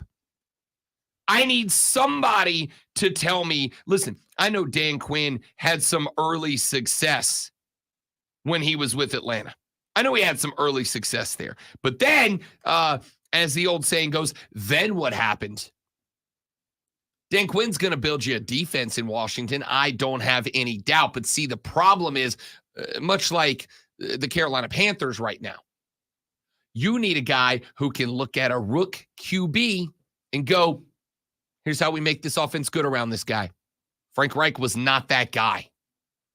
Thomas Brown was not that guy. We have fingers crossed that Dave Canellis is this guy. This is why I like the Dave Canellis hire. Not necessarily because he has the acumen or the CV, the resume of anybody else, but because the most obvious thing on the resume of Dave Canellis is what?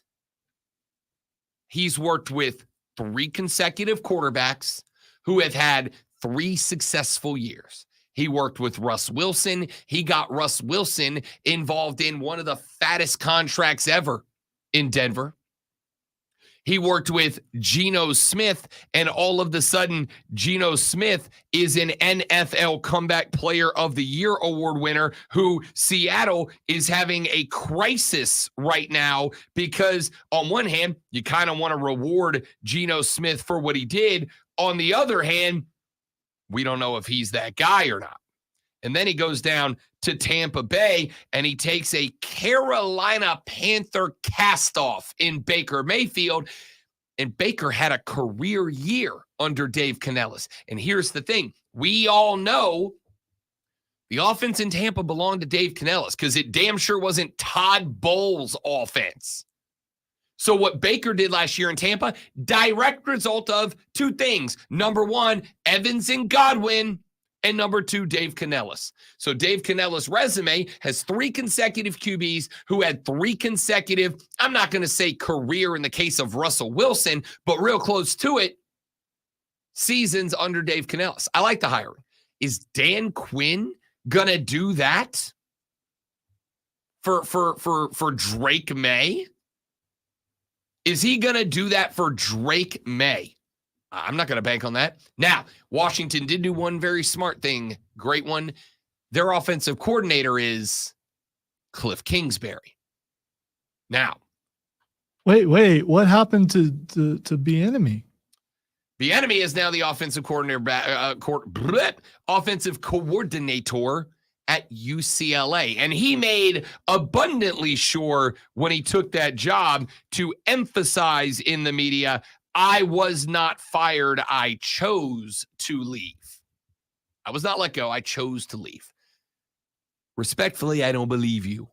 I mean, I believe that you weren't fired, but I suspect Dan Quinn was like, yo, dog, you got to find somewhere to go. I don't want to fire you publicly. You don't want to be fired publicly. Go find somewhere to go.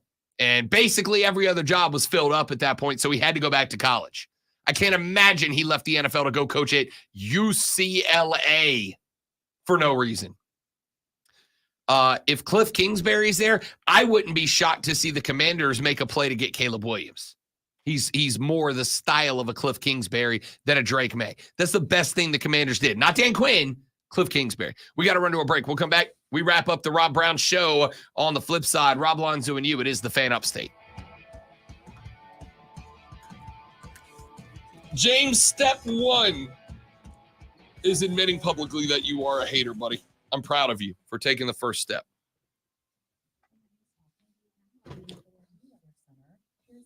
I don't have to admit it. It's in my title. Executive producer / hater.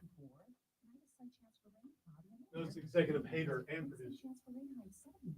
And still, the only one parked next to the building during a rainstorm.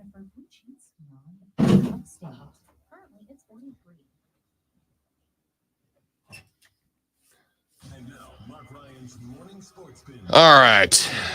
Stepping away for 1 minute, guys. Be right back. Don't go anywhere.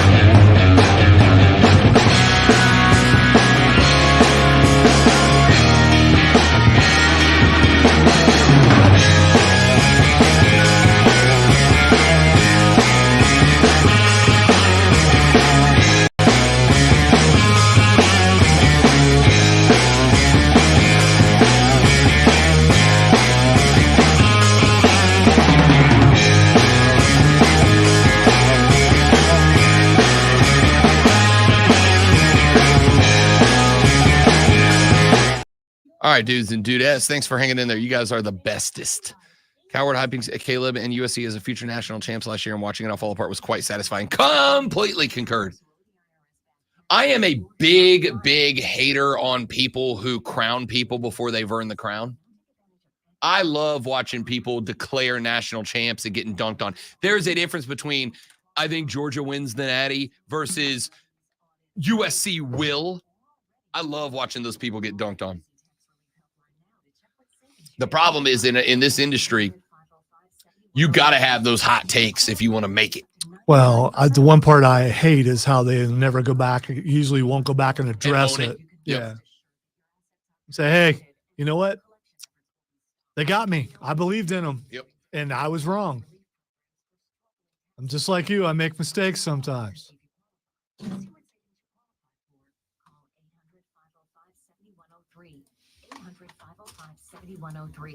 That's 800-505-7103.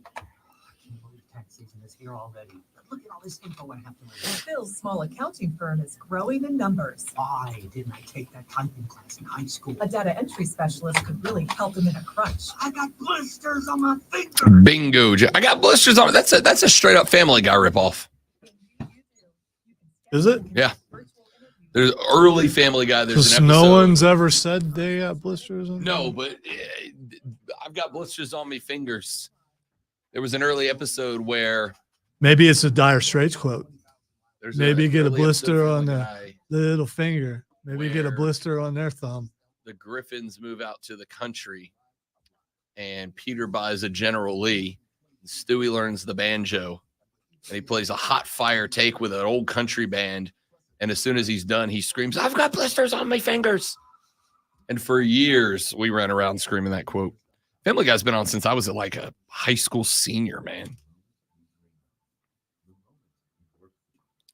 I've watched episodes here and there, which are pretty funny. I still don't understand the chicken, but I'm okay with it. That is understanding the chicken. Television's greatest rivalry. Peter versus the giant chicken.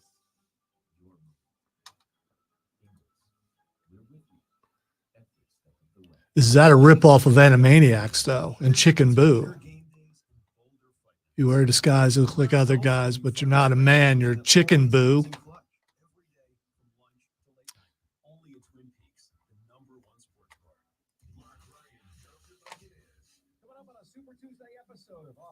With Mark Ryan and Diesel, we will look at in-state recruiting. South Carolina dominated last season. So what's Dabo's plan? Wonder if Greg got his dog out. That's a little miserable looking day right there. Good luck not napping today, mister. Just, yeah. Yeah.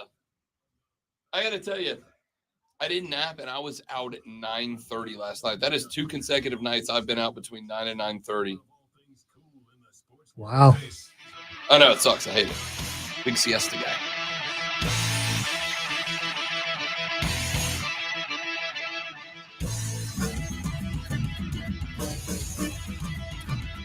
The Rob Brown Show back on your radio. It is the Fan Upstate. Welcome back, ladies and gentlemen. Rob Alonzo with you on a not so lovely Tuesday AM.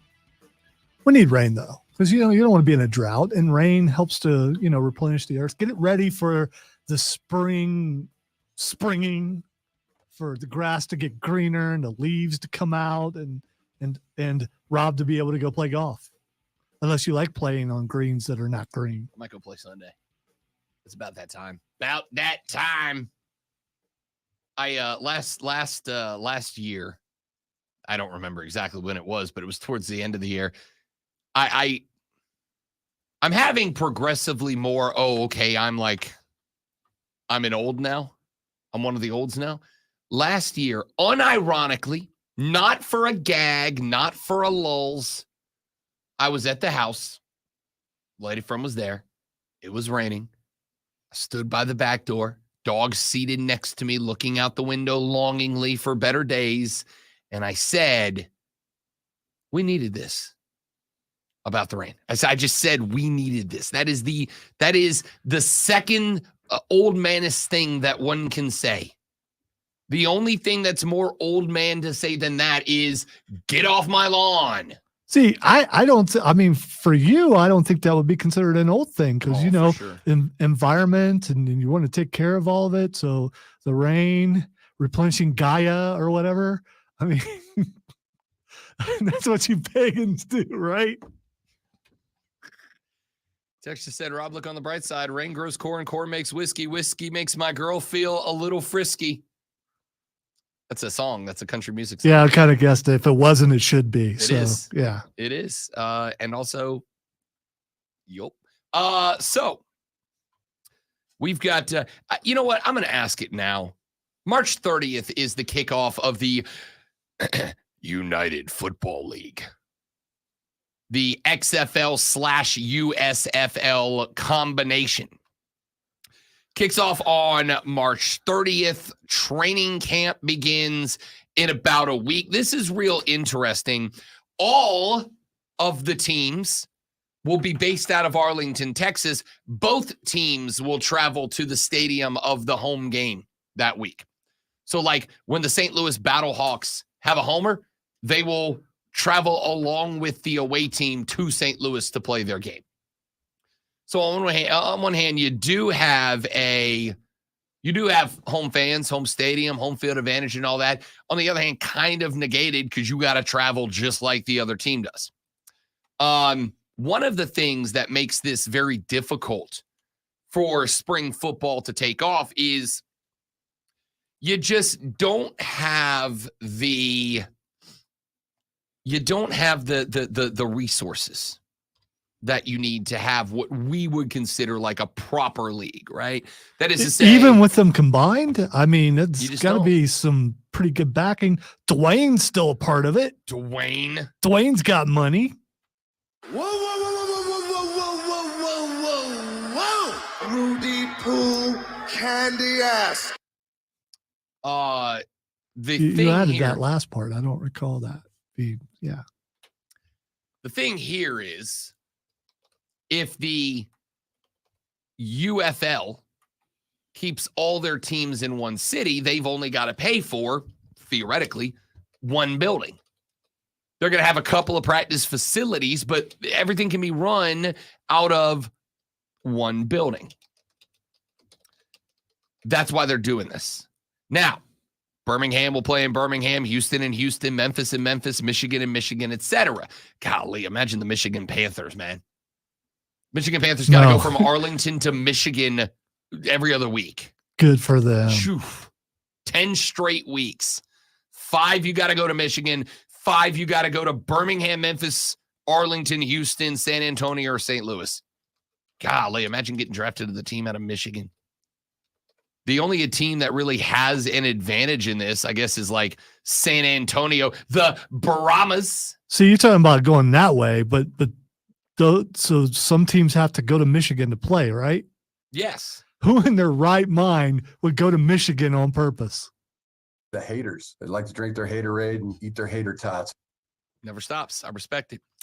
So, because of the resources that this league has, or maybe more appropriately, shall I say, doesn't have, it still has this feeling of an amateur league, right? Like it has the feeling of an amateur league. So with it having the feeling of an amateur league, my question mark here is, does that make you more or less inclined to watch it? Like if you look at it and it just fit, AJ McCarron is a starting quarterback and players are making $5,500 per game week. They are getting paid collectively in Texas, $55,000. Every player, by the way, quarterbacks making the same as defensive nose tackles. Does that make you less inclined to, now watch, give it a shot? All right. First of all, the money is still, you would take it. So would I. Damn right. Yeah. I mean, damn right.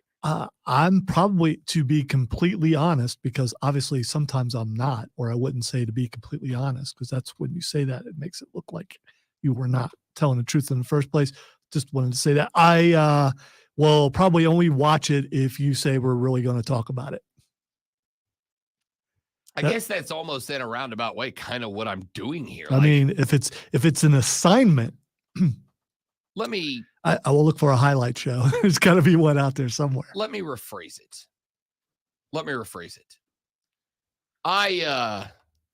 I'm gonna watch it.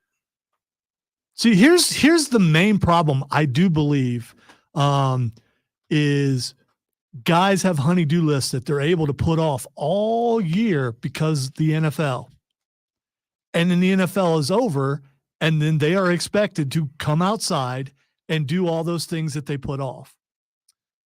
And I don't think you can make excuses anymore once you get to a certain point where there are things you need to get done.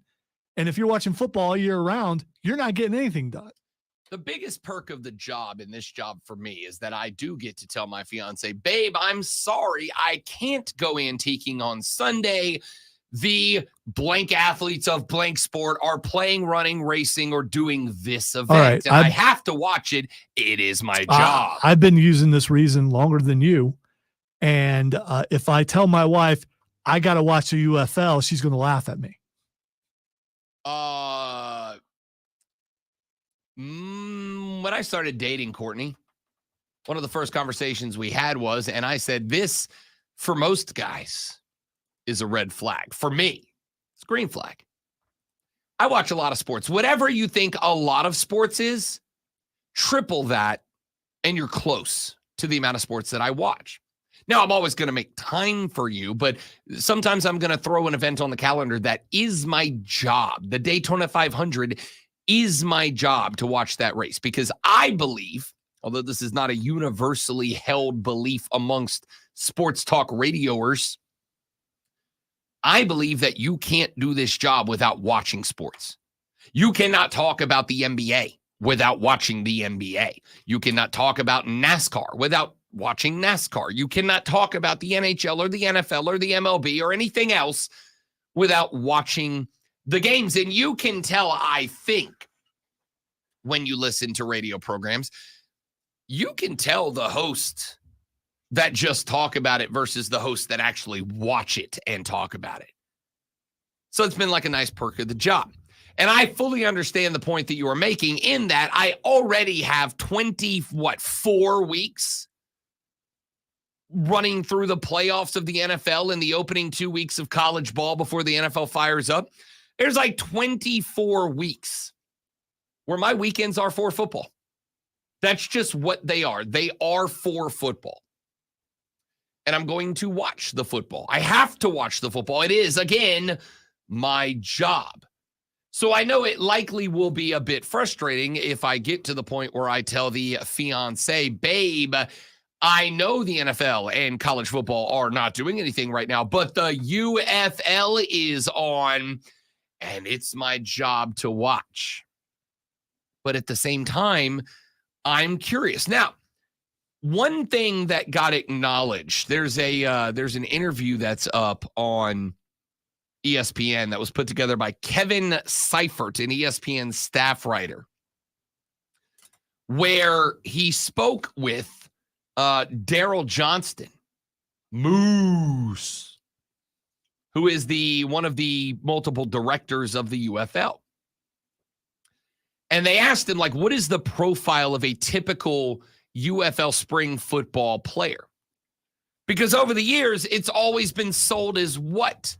It's guys that are this close. They're this close and maybe a little bit more practice, developmental time, et cetera, et cetera. Maybe that's what pushes them over the edge and we get our next he hate me.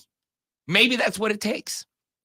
But Johnston said this, quote, I've expected the majority of our players would be like, I've got my chance to get back up there to the NFL. But you start to find out that there are a lot of guys who are at peace that their NFL window is closed, but they love the camaraderie of the locker room. They love the day-to-day grind. That's been the really inspiring thing to me is there is a number of guys in our league who just love the game and want to keep playing as long as they can. This is the first time that I can remember an executive from a spring football league effectively admitting and acknowledging that, yeah, a solid chunk of our guys, they're not borderline NFL guys. They're not guys that if they have a breakout season will find their way to the show. A lot of these guys are just guys who love the game, and this is their last opportunity to play it before they got to walk on forever, before they got to ride off into the old proverbial metaphorical sunset. The thing is, there's a part of me, though, that's like drawn to that. Right? Because if you're the dude that always loves to call the show and say, Rob, I prefer college to the NFL because of the heart and the passion and the guts that these guys show, then this league should be your priority. AJ McCarron's not making it back to the league. Ain't none of us think that if AJ McCarron has a really good season this year as the quarterback of the St. Louis Battlehawks or whatever, that he's going to get a tryout in the fall for an NFL team. None of us believe that. But the dude wants to and loves to play football. There's a part of me that really intrigues me about that, Zoe. But then there's this other part of me that goes, baseball's on. Actual competitive Major League Baseball being played by the world's best baseball players. Also, actually, your job. Actually, my job. Yes. I have a baseball show. It's a year-round show that talks all the sports, but when baseball season gets here, it's a baseball show. I have to watch that. NASCAR is on. There are 30 races where guys are fighting for their lives to make the playoffs, and then there are what? 12 playoff races? And that's it. Then it's all said and done. I have to watch that. There's only one race per week. What's more important, the XFL or college football spring practices? UFL, XFL, whatever it is. Whatever it is. Exactly. Tag on it. What's more important? St. Louis v. San Antonio in the UFL or Clemson spring practice? The honest answer for me and my job, Clemson spring practice is more important than a UFL regular season game. I want spring football to work.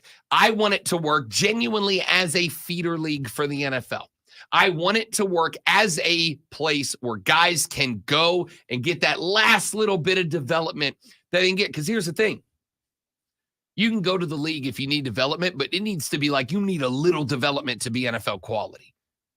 There are some guys that maybe need a little bit more development, and then they would be there, but the NFL doesn't have the roster space or the time to develop those guys, that little bit of an extra bit they need to get there.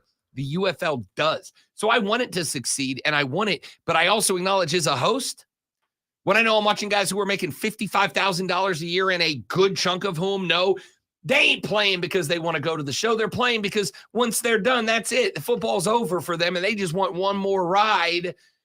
Man, like I want to be excited about it, but I'm having a real hard time getting there. What we are not having a hard time getting to is this break. We come back and wrap it up. The Rob Brown Show concludes next. It is the Fan Upstate.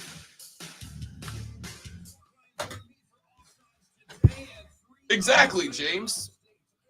I would be willing to bet Clemson spring game will bring in a higher attendance than any UFL game this season. However, ESPN, ABC, Fox are all playing UFL games. They're going to be on national television this year. Which I don't remember if the old XFL was on like multi-platform national television. It was on at least 2, I'm pretty sure.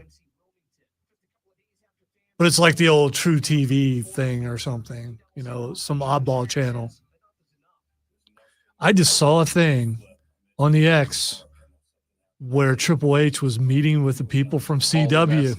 It's Levesque, by the way. The S is silent. And meeting with the people from CW because CW it's a major sports network. Is Sports Now. That's where NXT is going, right? I believe. Is it? I believe NXT is going to CW. Right. Yeah. I think you're right. That came across as mean, how I corrected. I apologize. but I've heard them say it on several different things, and they didn't pronounce the S. So I always assumed that's the way. Yeah, me it was too. pronounced, Me but too. I've always heard people say it with the S. yeah, me too. But lately, since they started saying his name on actual programming, did they? Did they really? You know who owns the NWA, right? I do, but Despite all my rage, I am still just a rat in a cage. You don't know that song? the lady from the Cranberries. Today is the greatest. You know, I know that song. Couldn't tell you who sings it. Singing Smashing Pumpkins. I was never a big Smashing. The lead singer of Smashing Pumpkins is the guy Billy who Corgan. Yeah. He owns NWA. Yeah, he's owned Really? it for years now. That's incredible. He does all the writing for it, or is over all the writing. William Patrick Corgan Jr. is an American musician, singer, songwriter, and professional wrestling promoter. He has been the owner and promoter of the National Wrestling Alliance since 2017. Now I'm a Smashing Pumpkins guy. Yep, there we go. Signed a deal with CW. Good for them.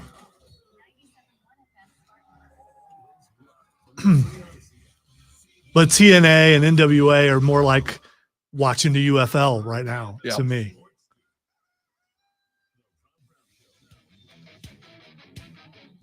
Just as a heads up to you Atlanta Bravos fans that may or may not be in the audience, but definitely are in the audience today, the Atlanta Braves have themselves a little matchup at 1:05 p.m. The Bravos square off against the Philadelphia Pirates. The Buccos are a go.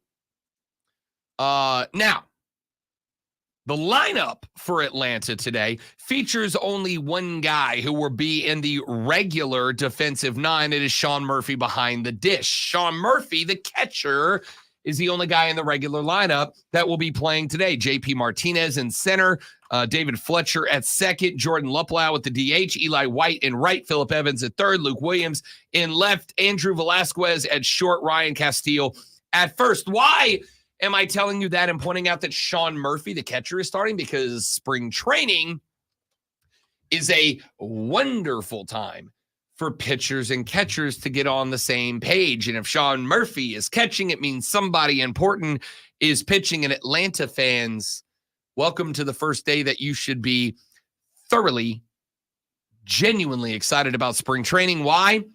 Because Chris Sale is on the bump today for the Atlanta Braves. By the way, did I say Philly Pirates? It's obviously Pittsburgh. I am just dumb and reading too fast. Chris Sale, the former Red Sox. Did we land on he's just a sock? Have you heard one player? Yeah, Sock. Okay. Yeah. We didn't know if you pluralized him as Chris Sale, the former Red Sox, because it doesn't sound right. It's Red Sox. It is. Okay. So the former Red Sox, Chris Sale, who came down from Atlanta in the trade for Vaughn Grissom and needs to be a stud in this lineup, goes today. 105 first pitch. Yeah, I'm gonna be there. And now the Rob Brown Show presents Twitter. Physically, he's not going to be there. He's going to be watching it. Right. On, and yes, Texter, I did say Philadelphia Pirates. Obviously, I know it's Pittsburgh. I have a national baseball show. I was in a hurry because we had to get to this. Yeah. And now you wasted the time I made up for by making me explain it to you. It's okay. That's all right. The first thing that's Xing is Ole Anderson. One of the four. I don't know if they're the greatest faction of all time. I would certainly argue they might be the most important faction of, let's say, the territorial days into the big national days. Ole Anderson passed away yesterday at 82. 82. Yeah. It's one of those where I didn't realize he was still around type things. Yeah, I mean, because he got out of the spotlight and he had for a really long time. You're still seeing Arn show up. Obviously, Rick won't ever die. I think he's a Highlander at this point. Ole Anderson kind of got out of the spotlight, but was every bit as important as those guys in the four. and what would really kind of push wrestling to go beyond the territorial days. There can be only one. The next thing Xing is Pat McAfee. Pat's really good on wrestling, dude. Like, he's really good at being Monday Night Raw color commenter. I did see that he had a spirited conversation with friend of the show and longest reigning intercontinental champion of all time, Gunther, before Raw started. And then I guess it got referenced a number of times during the match, but I haven't caught Raw because I haven't finished Elimination Chamber yet. All right. So it was shown several times, including the picture. McAfee does not want to wrestle Gunther. I mean, there's another challenge that happened last night for Gunther, but a three-way maybe, and Cole really wants to see him chopped by Gunther. And you know what? I kind of do too. Just to all of us want to see anyone chopped because of how he cowardly got out of the ring at the Royal Rumble. I mean, hilariously. Yeah, no, I know. Almost is like 8 foot tall, but I mean, I know you're wearing cowboy boots. All the more reason to go anyway. So yeah, that could be interesting with WrestleMania just around a month away. All right, the next thing that's Xing is Sean Payton. Okay, there's 2 reasons that this is Xing right now. One of them is the reason. Number 1, Sean Payton, after Russell Wilson's interview yesterday, Broncos Country Last Ride, he said that he wants to win at least 2 more Super Bowls in the next 5 years before he retires, and he wants to, quote, feel the chill of that trophy one more time. I respect that. You wouldn't be a competitor if you didn't. Well, Sean Payton is giving a speech today, kind of unprompted and unceremoniously at noon our time. Yeah, I'm going to be checking in on that. But the other thing was, there's a little bit of a story coming out of Denver right now. You will remember that Sean Payton was constantly up in Russell Wilson's face towards the end of the season, up to the point where he benched Russell Wilson, where there's a radio host out of Denver that has said that there was a reason that Sean Payton was all over Russell Wilson's and not over anybody else's. And the reason why was because there was a contract clause in Russell Wilson's contract that said if he displayed conduct detrimental to the team, they could void his contract and he would be owed nothing. And there are some people that are saying they believe Sean Payton was trying to goad a reaction out of Russell Wilson, a yell, a push, a shove, a something that the team could then use to invalidate the contract. I don't know that I believe that. Wouldn't be shocked. Yeah, but just a little bit, you believe it. All right, little bit. One last thing. Shaq Barrett is... I did see Shaq Barrett was trending, but I have not seen why yet. He is being franchise tagged? Released. Yes. Well, I wonder if there's any radio shows that are airing, I don't know, tomorrow between 6 to 10 a.m. that might talk about that and whether or not he may be a fit for some other teams in the area, just possibly theoretically. That's it for us, people. Hope you enjoyed the show. Thank you very much for jumping in. My name is Rob Brown for Lonzo. Have a great rest of the day. Don't drink and drive. We'll see you back here tomorrow to do it all over again, but better on the Rob Brown Show and the Fan Upstate. Yeah!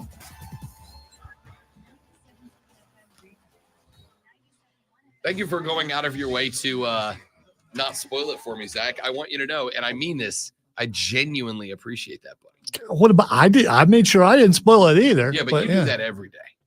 Zach could have been one of those jerks that just drops it. He could have. The person who does, it is kind of a shock. So now I have to go scream through Elimination Chamber. I don't know that McAfee wants to wrestle again because of how good Logan Paul's doing. I mean, so he's gonna be compared to him every time, no matter what he does. I bet he does. I hope so. He's pretty good. He is good. It's a different kind of good. All right, dudes and dudettes, you guys are the best. Thank you for being here every day. Tell your friends about us. We appreciate it. You're all amazing people. I hope you have a lovely rest of your Tuesday. And if you have the opportunity to, you have my full, total, entire support to take a nap. See you tomorrow.